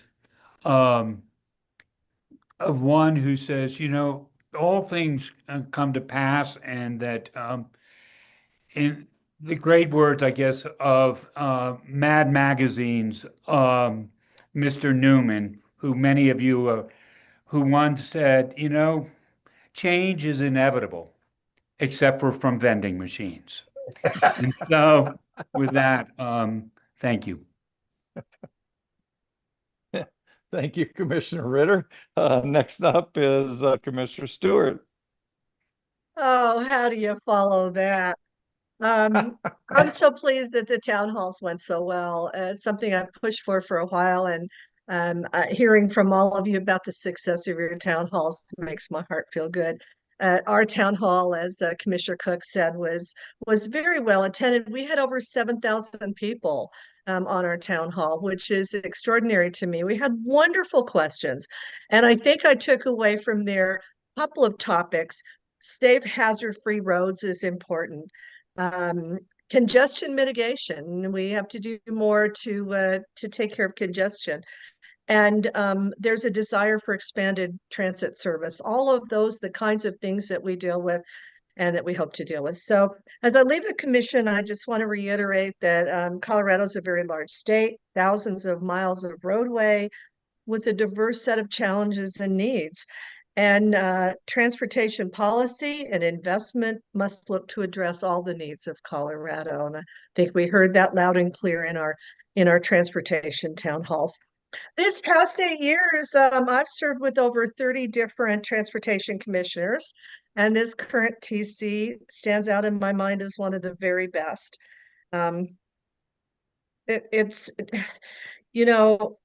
Every person is dedicated to their task of making good decisions for policy, for project prioritization, and budget approval. We take our jobs pretty seriously, and we also bring a local perspective to the Transportation Commission. And as you've heard just recently in the last couple of comments, the TC is losing 3 extraordinary commissioners. Mark Garcia has represented Southern Colorado, and he always reminds us that the state of Colorado is not just the Front Range, that rural needs are different than urban needs. These parts of Colorado's transportation system means safety improvements, means culverts that provide drainage, means overlays are done that are necessary, and bridges that are necessary, and affects the livelihoods, agricultural businesses, mobility for seniors to doctor's appointments, and social activities. Mark, I've really enjoyed serving with you. You and I share a love of Japan and overseas travel, and I've enjoyed our conversations and also our discussion of how we got to the Transportation Commission that particular day on Federal Boulevard or I-25. I'm so glad you served, Mark, on the TC, and well, the TC going forward will miss you. Jessica Algin, when I first met Jessica, I knew she was someone special. She's young, articulate, involved in her community. She always asks the important questions that go beyond the surface, clarifying issues that help us all with the decisions that we make. Jessica, I'm sorry to see you leave the Transportation Commission, but I know you're going to continue your public service in other capacities, because you engage and you give back. And I thank you for your service. I'm so pleased to have known you. Eula Adams, you know, his impressive business experience and financial experience has been such a great benefit to both CTIO and TC, and he knows the right questions to ask. Some of us probably don't know we have questions because we're not really sure what to ask, but you know, Commissioner Adams always knew what to ask, and he's been a champion for safety improvements and asset investment, and he's been a voice that has been looked to for his expertise and for his thoughtful engagement. And so the three of you will be a great loss to the Transportation Commission, and I'm so pleased I got to work with you. As I leave, I'm going to ask the commission not to forget unfinished projects in District 4, my district. Don't forget I-25 segment 2 those safety improvements need to be finished. Don't forget that. And the 270 bridges and highway reconstruction that has been needed on 270 so badly for the years. Don't forget that one. Be sure that you invest in those. And finally, I want to recognize the professionals at CDOT that I've had the privilege of working closely with. I've worked with all of you, but some I've worked a lot with. And so I'm going to just list them out here. Shoshana Liu, Executive Director, and Herman Stockinger. From before I was on the commission, I've known you, Herman, and I appreciate all the time I've worked with you. Sally Chafee, Piper Darlington, Jessica Mickelbust, Heather Paddock, Keith Stefanik, Jeff Sudemeyer, and Darius Pappas, Jamie Graham, and Sean Smith. I know all of you have made my life richer and given me more information that helped me do my job. And I just want to thank everyone for the experience of a lifetime. Thank you. Thank you, Commissioner Stewart. Next up is Commissioner Masters. Yeah, I just want to say it's been a pleasure to work with everybody that's departing, and we look forward to moving forward. And the only thing I remember after my first commission meeting was Karen Stewart talking about rest areas. So trust me, I won't forget about the rest areas as you embark. So Godspeed and travel safe. Thank you, Commissioner Masters. Next up is Vice Chair Adams. Well, I'd like to just take this opportunity to thank so many people. It's sort of a list that's way too long for me to take up all the time to engage in really all the thank yous I feel like giving right now. It's a sort of a bittersweet moment for me in so many ways. You know, the Transportation Commission is, and the whole topic of transportation has always been kind of outside my lane, so to speak. But I can't tell you, I've learned so much about things that I think not only me, but everybody else takes for granted. You know, we jump in our vehicles, we get to where we need to go safely, and we don't always appreciate, and we take exception to the little things. Like, why are they cutting in front of me? And why don't they fix this pothole? Or why don't they take care of this problem or that problem. So it's probably one of the more thankless jobs we have happen in our community that goes largely unappreciated. But I have to thank all the constituents and all the people in Arapahoe and Douglas County to start with, because you've given me an opportunity to serve you. And I, as a resident in Arapahoe County, I just greatly appreciate and don't take for granted the extreme responsibility that suggests. I'd like to thank the Arapahoe County commissioners and the Douglas County commissioners, because I've gotten to know, I know them, and their willingness to take on the task of really representing Arapahoe and Douglas County is pretty pretty impressive to me. I'd like to thank the CDOT staff and this group of people, and there's so many people that I've met along the way, and we've been really blessed as a state that I think CDOT has some of the finest professionals, whether they're engineers, whether they're people who work in administrative functions, people who do even just support functions. But I've met some of the finest professionals, most dedicated people that I've ever worked with, any place I've ever had the opportunity to work. So I think we're in good hands. I regret sometimes we don't have the resources and the money to do all the things that we would all like to have done.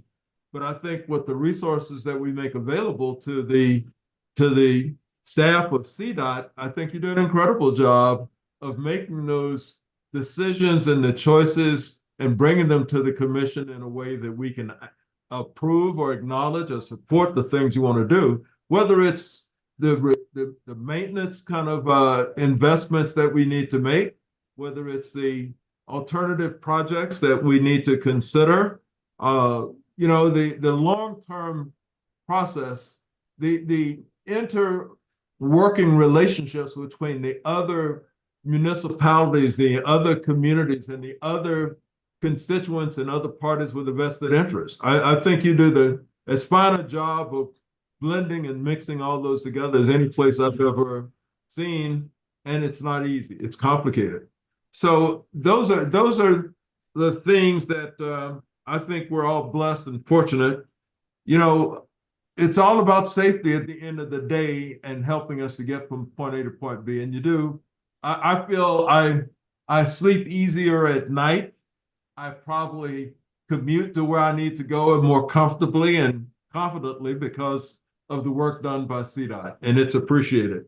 There are a couple of names I can't help but mention along the way. And the first, I start with the fellow commissioners that I've had a chance to work with and get to know. But, Karen started talking about how many commissioners she worked with. She took the time to list a few. I can't even list all of the ones that I've had a chance to get to know and to work with. And it's been a real pleasure getting to know things and, just all the different things you all do and have brought to this, and your willingness to give up your time and energy, because for the return, for the effort, this is probably one task that you put out a disproportionate amount of effort for the small coins and tokens that the state gives you back. But nevertheless, it's probably one thing and one task that I've had more appreciation for than anything else. I have to mention Herman Stockinger, because Herman, you've been like a glue and a stickiness about keeping this whole thing together and keeping it running and working. And I feel like if something is not right, like even not having the right link this morning, I said, I'll call Herman. And, right on the task, you were right on the notion of getting me right connected very easily and conveniently.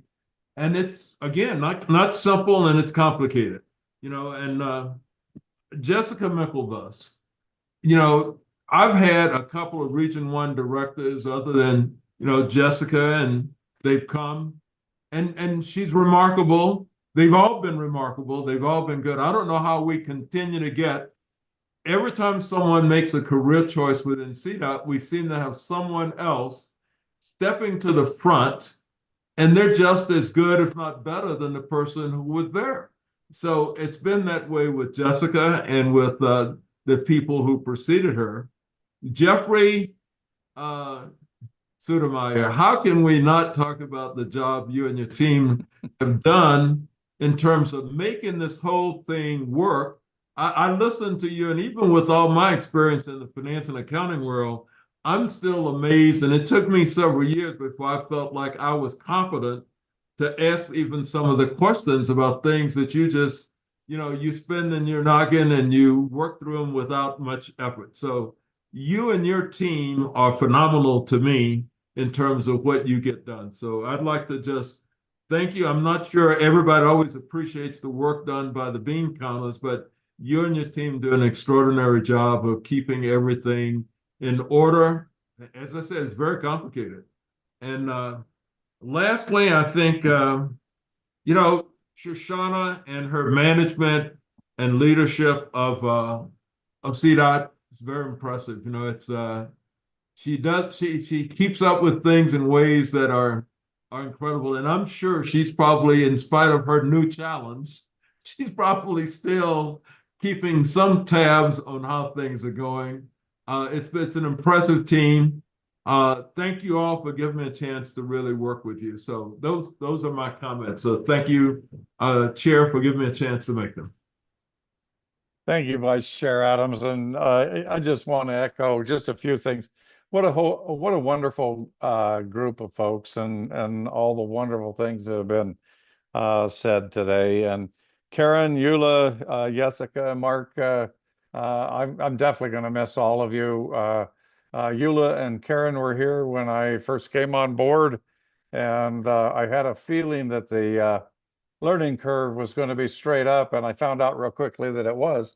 And without the experience and the help that you two gave to me and to the rest of us as commissioners, it would have been nigh on impossible. And both Jessica and Mark and I, we all came on board at the same time.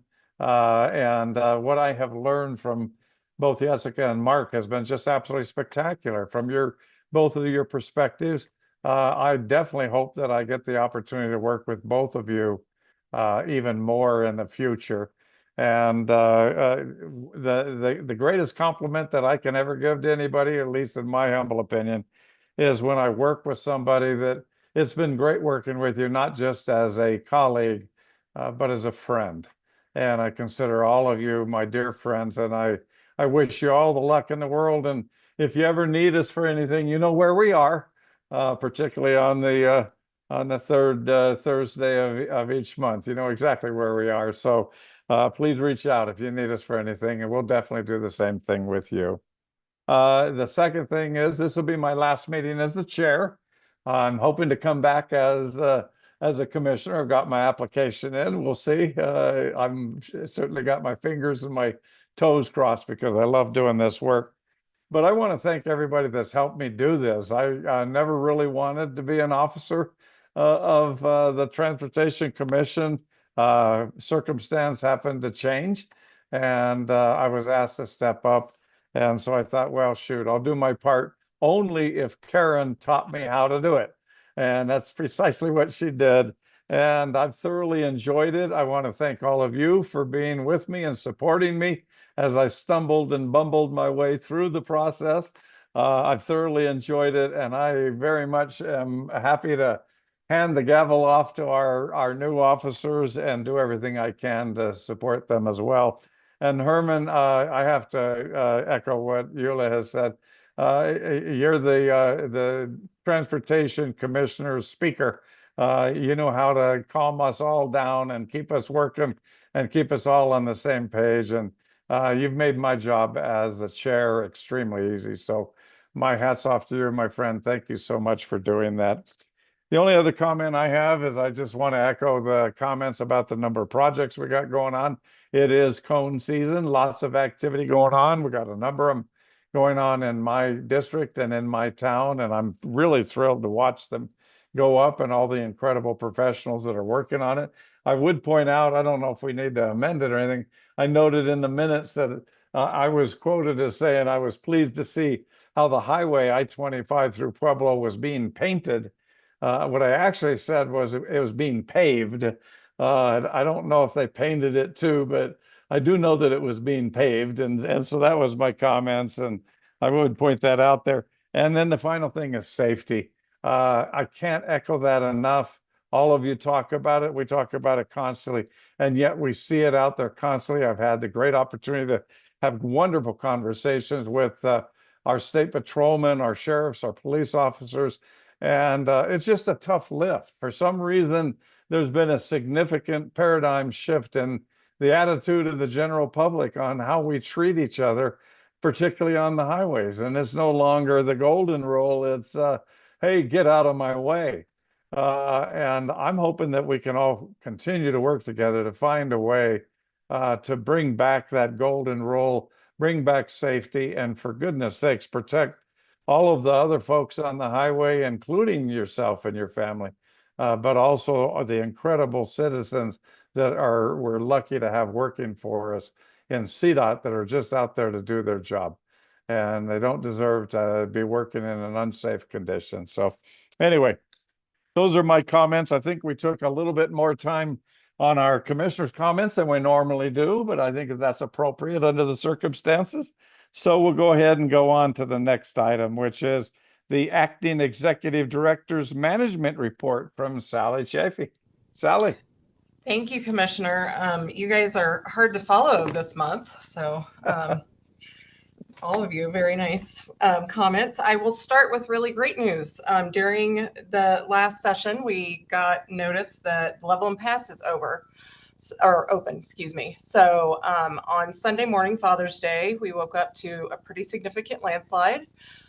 It was fairly active all day Sunday into Monday, and our maintenance team, it's section 9, and Mike Williard is our maintenance supervisor there, and they just did a wonderful job getting that cleared. We had our geohazard team go out a couple times to ensure that it was safe, and they were able to clear it this morning, and now we're open. So kudos to the team for all the hard work, just focusing on getting that open for the traveling public. And I know that a lot of our CMCA folks will be happy because that's our hazmat route through the mountains, and they otherwise have to meter through I-70 or through the tunnel. So with that, in addition, this month has been a little busy on many fronts. One of them is in the legal arena. As Diane Barrett mentioned, we did get very good news on the rental car suit, and that case against us was dismissed. The the rental car companies have 30 days, and I think we probably have a few more left in that 30-day span to appeal that decision, but it's always nice when the judge agrees with the state's view on that. We also had a good finding in the 260 lawsuit that has already been appealed. So next steps will be whether the Colorado State Supreme Court decides to take that up or not. But we're glad that that's progressing as well. That's been a long time. And then CDOT is also part of 2 federal multi-state lawsuits. One is around the NEVI, the EV charging funds that were cut off, and the other is around some restrictions USDOT has tried to place on funding. So we're waiting to see how those progress. They both had hearings this week, and we're just kind of, California, I think, is the lead on both of those. So they're really leading the charge, but we're patiently waiting to kind of see what direction we get from those decisions. Let's see.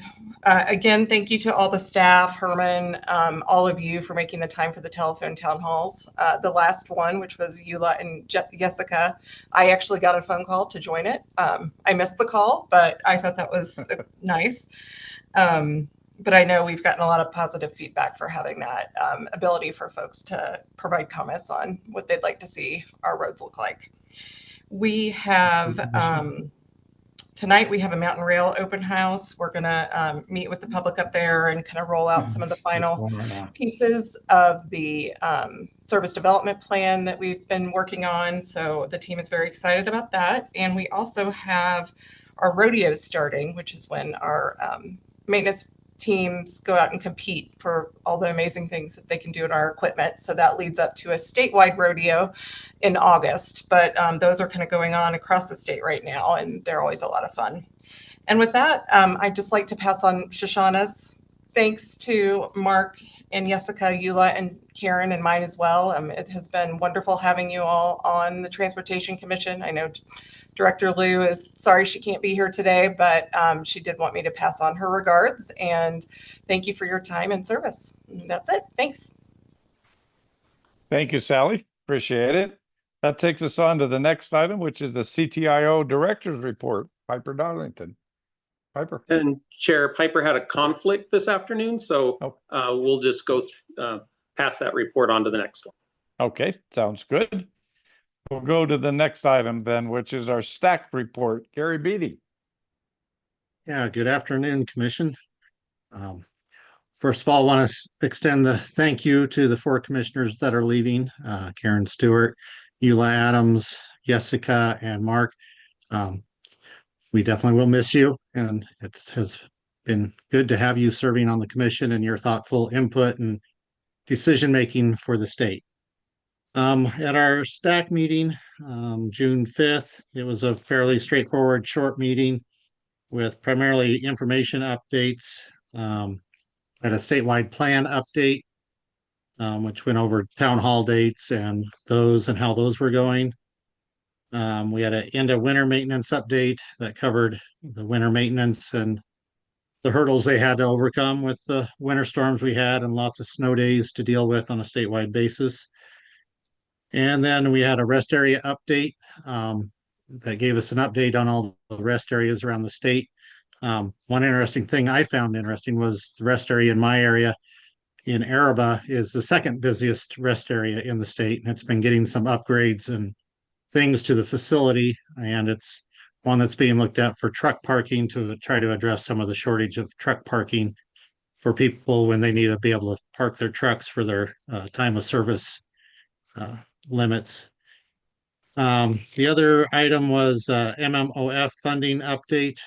Still, all the regions are trying to figure out exactly how to deal with the budget cuts that were made this last session and how to address that and try to keep projects moving forward that were funded with some of those funds. Otherwise, there wasn't much else at our meeting. Like I said, it was short and pretty straightforward. And our next meeting we changed to July 10th. So if you'd like to join that, we'd encourage you to do that. Any questions for me? Thank you, Gary. Thank Any you. questions? All right, thank you. That takes us to the next item on the agenda, which is consideration, excuse me, of the consent agenda. And we have several items on the consent agenda today. First is proposed resolution number 1, approving the regular meeting minutes of May 15, 2025. The second is proposed resolution number 2, IGA approval for greater than $750,000 projects. Proposed resolution number 3, disposal of parcels 17A EX and 17C EX Washington Street in Golden, Colorado. Proposed resolution number 4, disposal Brush Creek Park and Ride, Pitkin County. Next item is proposed resolution number 5, approval of FY 2026 maintenance projects between $150,000 and $300,000.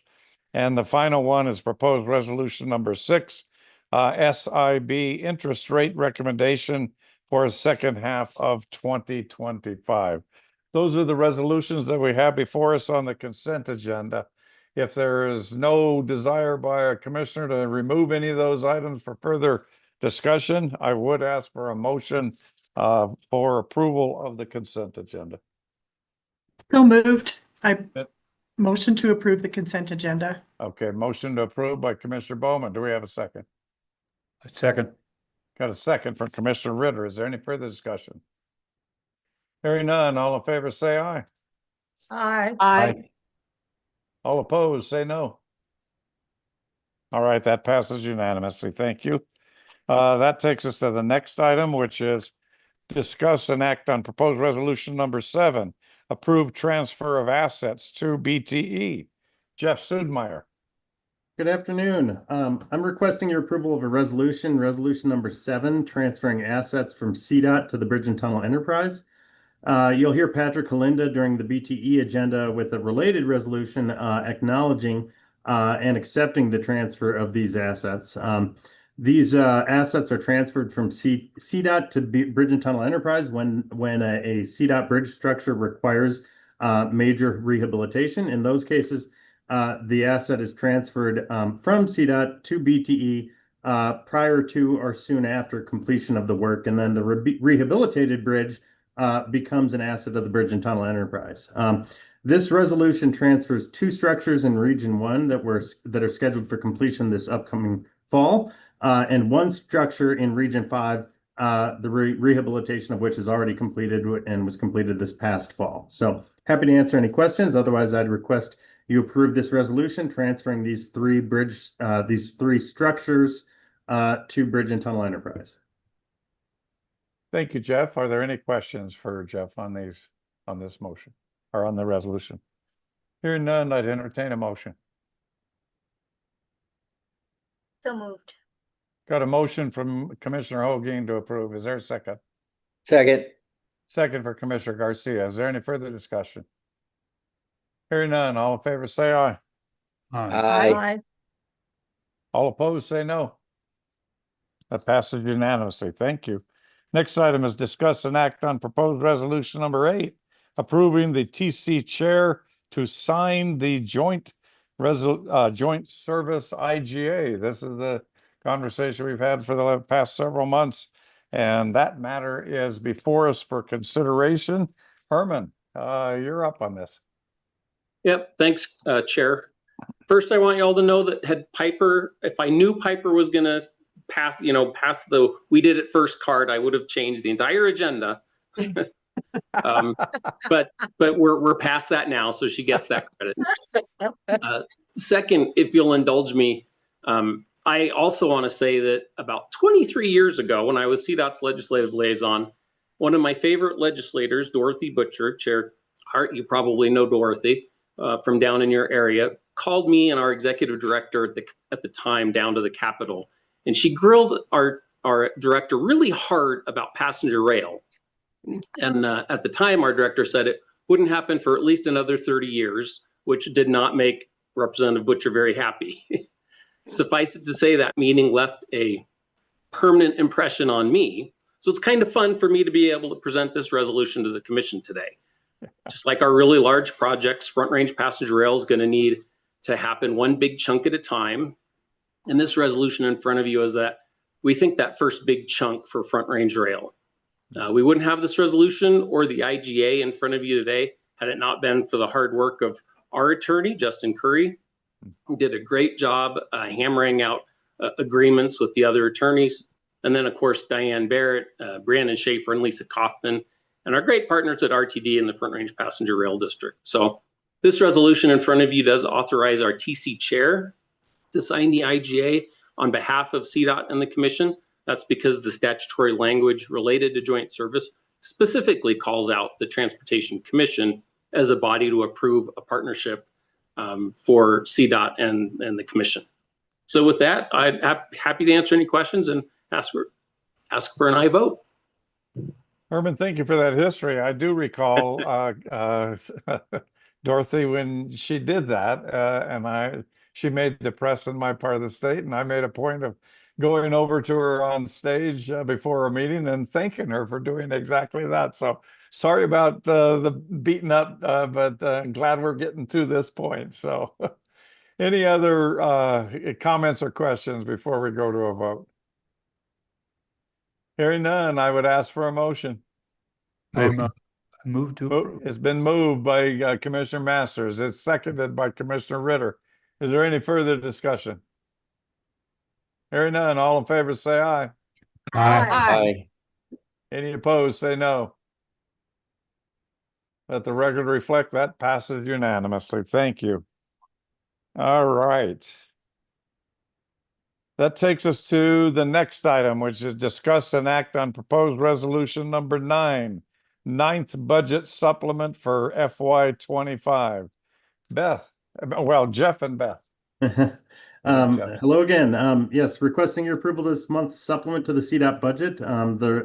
This month's supplement includes one item that's a request from Region 1 to add 1.1 million in HSIP funds to a local project, 11th Avenue and the 11th Avenue and Havana Street intersection project in Aurora.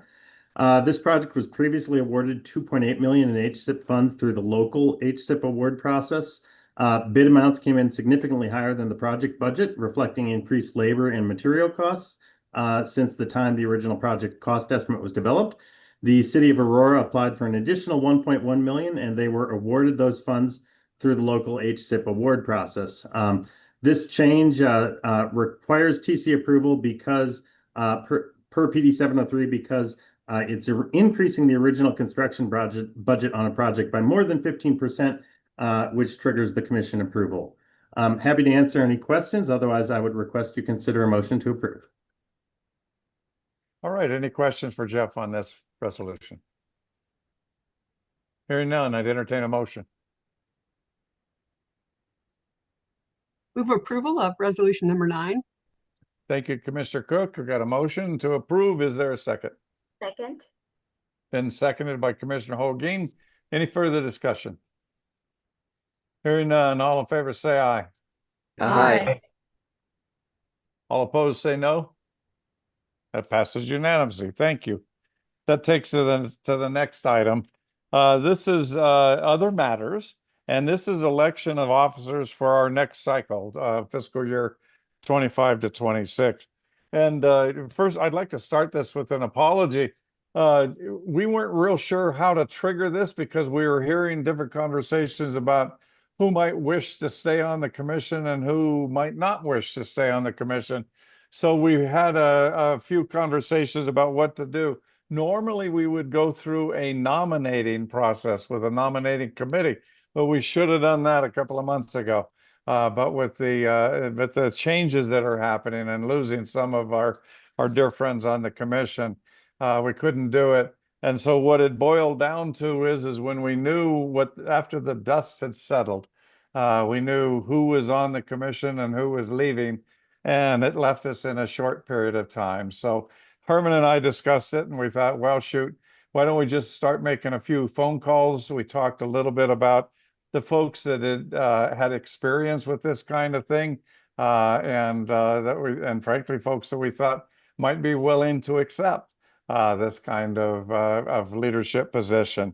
And all of that boiled down to the recommendation that I'm going to give to the Transportation Commission is based on everything that I heard, which is to nominate and elect Commissioner Cook as our next chair, and to nominate and elect Commissioner Bowman as our vice chair. And I would ask for a motion to that effect.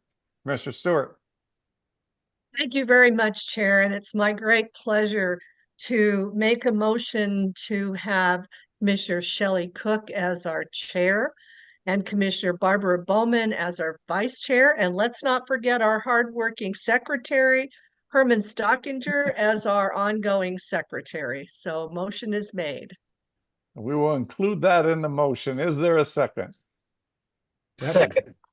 There's been a second by Commissioner Gutierrez and a third by Commissioner Ritter. So we appreciate that. All right. Is there any further conversation? Hearing none. All in favor say aye. Aye. Any opposed? Say no. No, you are in. Shelley and Barb, thank you so much. Thank you. Oh, God bless you guys. What they have both asked me to do is to sort of stick around since we didn't have the time to really do a transition here. And so I'm going to try to do what my friend Commissioner Stewart did for me, which was to stick around and kind of guide you through any help that you might need as the past chair. Happy to do it.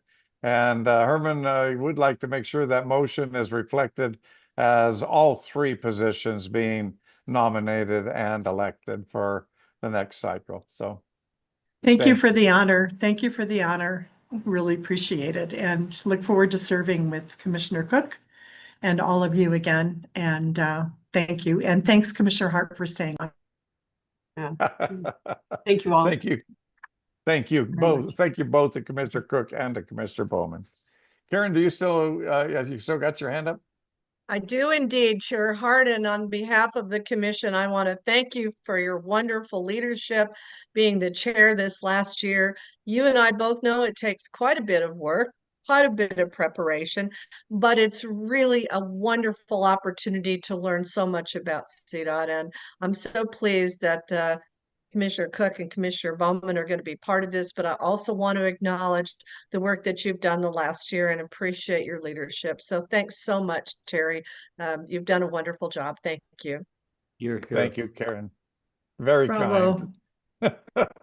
Bravo. Bless you all. You're my wonderful friends, and I appreciate everything that you say and do for me. Much appreciated. All right, that takes us to adjourning of the Transportation Commission. We will now convene as the Bridge and Tunnel Enterprise Board of Directors meeting. Today is Wednesday, June 18, 2025. Time's about 2:14 p.m. And so we'll go ahead and take up the first item, which is called to order, which I just did, and the roll call. Mr. Secretary. Director Olguin. Here. Director Cook. Here. Director Stewart. Here. Director Gutierrez. Here. Director Ritter. Here. Director Bowman. Here. Director Garcia. Here. Director Parsons, I think excused. Excused. Director Masters. Here. Vice Chair Adams. Here. Chair Hart. Here. Okay. Thank you. That takes us on to the next item, which is public comments. Mr. Secretary, do we have any public comments? No. Okay. We'll move on to the next item, which is act on consent agenda. This is proposed resolution number BTE 1 to approve the regular meeting minutes of May 15, 2025. Do I have a motion? So moved. Been moved by Vice Chair Adams. Do we have a second? Got a second from Commissioner Masters. Is there any further discussion? Hearing none. All in favor, say aye. Aye. All opposed, say no. That passes. Thank you. That takes us to the next item. Discuss and act on proposed resolution number BTE 2, BTE 8th budget supplement for fiscal year 24-25. Patrick Kalinda. Thank you, Chair. I'm here to request your approval of the 8th supplement to the fiscal year 2025 Bridge and Tunnel Enterprise budget. This month, we have 3 items included in our supplement. Our first request is from Region 1 for $2,210,870 in SB 21260 Bridge and Tunnel fees to fund the construction phase for the EJMT Right Lane Overlay Project. So this project will address rutting in the asphalt wearing surface through the removal and replacement of 2 inches of pavement in the right lanes of the eastbound and westbound tunnel to address some severe rutting that's currently occurring. The work is considered BTE eligible. We haven't done any surface treatment work in the past, but the wearing surface is considered a component of the tunnel per the National Tunnel Inspection Standard. So this work is eligible for our funding. The second request is from Region 3 for $13,232,114 in faster bridge safety surcharge to fund the construction phase for the US 6 over Elk Creek Bridge Replacement Project in Garfield County in the town of Newcastle. This project will replace one poor-rated bridge in the top tier of our January 2025 Bridge and Tunnel Enterprise Bridge Prioritization Plan. Budget supplements to initiate the design and right-of-way phases for the project were previously approved by the board in 2021 and 2024, respectively. And we're coming back to you today to request construction funding due to the progress of the project. I wanted to note one of the drivers for the bridge's prioritization ranking is that the bridge is load posted and geometrically substandard. This creates operational and safety concerns on the I-70 corridor as US 6 serves as the primary detour route for I-70 mainline at this location. One other additional note I wanted to make about this project is that it does include the separation of an existing bike and pedestrian walkway that's currently carried on the existing structure through the construction of a independent bike and pedestrian structure adjacent to the proposed bridge. In the future, we anticipate that this will be transferred to the town of New Castle. The town of New Castle has adopted a resolution stating this. We worked with our state attorney general's office to review the language. This is a matter that we plan to bring back to the board of directors at a future point in time when we've further developed those agreements. So typically that transfer of ownership wouldn't occur until the bridge is constructed. The local agency has an opportunity to inspect and review the structure. So today we're just approving the construction funding to move forward with the project. Likely in 6 to 9 months, we'll be returning to discuss agreements related to the ownership of the pedestrian bridge that's included in the project. The vehicular bridge would remain and become an asset of the Bridge and Tunnel Enterprise. The third request is from Region 5 for a total of $2,637,488 in SB 260 Bridge and Tunnel fee revenue for the design and right-of-way phases for the replacement of US 160 over the Florida River in La Plata County between Durango and Bayfield as part of the US 160 Elmore's Corner East 10-year plan project. The BTE board previously approved a resolution that committed a maximum of $10 million in BTE state funding match for the US DOT Multimodal Project Discretionary Grant Program. So the project was ultimately awarded an infra grant through this program. So we're returning to you to formally request authorization of the first tranche of budget for the project. So essentially, we had you approve the funding commitment in advance. So we knew that the board was aware of the intent to provide a state match funding for the project. So now we're just returning you to actually move forward with the mechanics of allocating budget to the project for the first time. With that, I'm happy to answer any questions you may have. If there are none, I request you consider a motion to approve. All right, thank you, Patrick. Any questions on this matter? Hearing none, I'd entertain a motion. Motion to approve. And moved to approve by Commissioner, was that Vice Chair Adams or? Masters. Or that was Commissioner Masters, okay. We got a motion to approve by Commissioner Masters. Is there a second? Second. There's a second. I guess we're directors here by Director Garcia. Is there any further discussion? Hearing none, all in favor say aye. Aye. Aye. Aye. Any opposed, say no. That passes, thank you. That takes us to the next item, which is discuss and act on proposed resolution BTE 3, asset ownership of BTE funded and completed structures under fiscal year 24-25 and acceptance of transfer of assets. Patrick. Yes, thank you again, Chair. I'm here to request your approval of a proposed resolution to acknowledge new Bridge and Tunnel Enterprise bridge assets completed in fiscal year 2025 and to accept ownership of 3 structures being transferred from CDOT to Bridge and Tunnel Enterprise for rehabilitation activities. As Jeff Sudmeyer mentioned earlier, this is the companion action to the TC proposed resolution number 7, which was approved earlier this afternoon. So I'll start with the first component of the request. So in accordance with our current accounting procedures, staff present a list of structures to be formally acknowledged as Bridge and Tunnel Enterprise assets on an annual basis. So for structures to be included in this list, they have to meet a few criteria. First, they have to be funded through the Bridge and Tunnel Enterprise.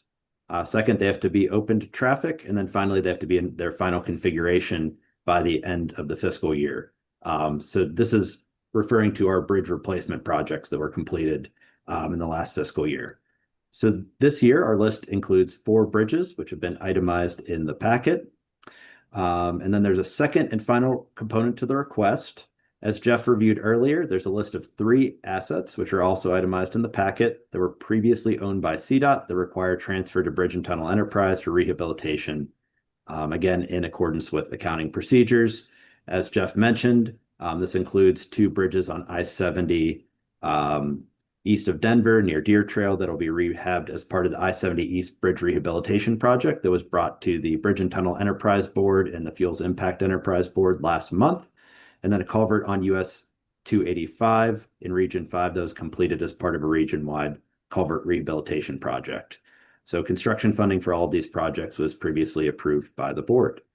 So with your approval of this resolution, the Bridge and Tunnel Enterprise will take ownership of the 4 new assets that were completed in this fiscal year and accept the transfer of the 3 structures from CDOT that will be owned and maintained by the enterprise in perpetuity at no cost to CDOT. Happy to answer any questions that you may have. There are none. I request you consider a motion to approve. All right, thank you, Patrick. Do we have any questions for Patrick? Hearing none, do I have a motion? I so move. Been moved by Director Bowman. Is there a second? Second, Stewart. Yeah, been seconded by Commissioner Director Stewart. Is there any further discussion? Hearing none, all in favor say aye. Aye. Aye. Aye. Any opposed? All right, that passes. Thank you, Patrick. All right, that takes us to the next item, which is other matters. Again, this is election of officers. Traditionally, the officers for the Transportation Commission have been the officers for the directors of our Bridge and Tunnel Enterprise. It's not required, but that's traditionally what we do. I would recommend that the officers that we just elected as the Transportation Commission officers, Commissioner Cook and Commissioner Bowman, also be nominated and elected to serve as our officers of the Bridge and Tunnel Enterprise. Do I have a motion to that effect? Got a motion for from Director Masters. Is there a second? Second. Second. It's Oh, been you got it, Mark. Seconded by Director Garcia. Is there any further discussion? Hearing none, all in favor say aye. Aye. Aye. Any opposed say no. All right, that passes. Thank you. Congratulations. Okay, that's done. That takes us to, we will now adjourn the Bridge and Tunnel Enterprise Board of Directors meeting, and we will now convene the Fuel Impact Enterprise Board of Directors meeting. Again, today is Wednesday, June 18, 2025. Time's about 2:26 p.m. I've called the meeting to order, and the first item is roll call. Mr. Secretary. Director Holguin. Here. Director Cook. Here. Director Stewart. Here. Director Gutierrez. Here. Director Ritter. Here. Director Bowman. Here. Director Garcia. Here. Director Parsons. Excused. Director Masters. Here. Vice Chair Adams. Here.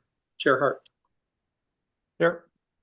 Okay, we first item on the agenda is public comments. Do we have any public comments lined up for this meeting? No. Okay, that will take us to the next item, which is act on the consent agenda. Proposed resolution number FIE 1 to approve the regular meeting minutes of May 15, 2025. And Herman, I've got you lined up for this one. Just the consent agenda is the minutes. So I think they're in your packet. Darius is also here if you have any questions. Okay. If there are no questions, I'd entertain a motion. Move to approve consent agenda. It's been moved by Director Garcia. Is there a second? I second. Been seconded by Vice Chair Adams. Is there any further discussion? Hearing none, all in favor say aye. Aye. Aye. Any opposed, say no. That passes. Thank you. That takes us to other matters. Again, this is election of officers. We not required to, but we typically do have our officers for the Transportation Commission serve as our officers for the Fuels Impact Enterprise. And so with that, that is my recommendation. Do I have such a motion? So moved. Got a motion from Director Ritter. Is there a second? Second. It's been seconded by Director Holguin. Any further discussion? Hearing none, all in favor say aye. Aye. Any opposed? That passes. Thank you. And Commissioner and Director Cook and Bowman, that railroad that you just heard elected you to three different jobs. So God bless you for taking over. Thank you, Commissioner Hart. Yeah, and I'm going to hold you to your You- word about being there and told Chris's name and need everybody else's forbearance. Thank you. Be Well, happy you're to all sit- in good hands. All of you in good hands. Yeah. Oh, yeah. We'll be here. We will be here. We will help you, but we know you'll do a great job. So thank you. Thank you. All right, folks, unless there's anything more for the good of the cause, that's all we have today. And so I will go ahead and adjourn the meeting and wish you all a wonderful rest of the week and a wonderful weekend. Thank you all. Adios. Bye, everybody. Thank you all. Bye. Thank you all.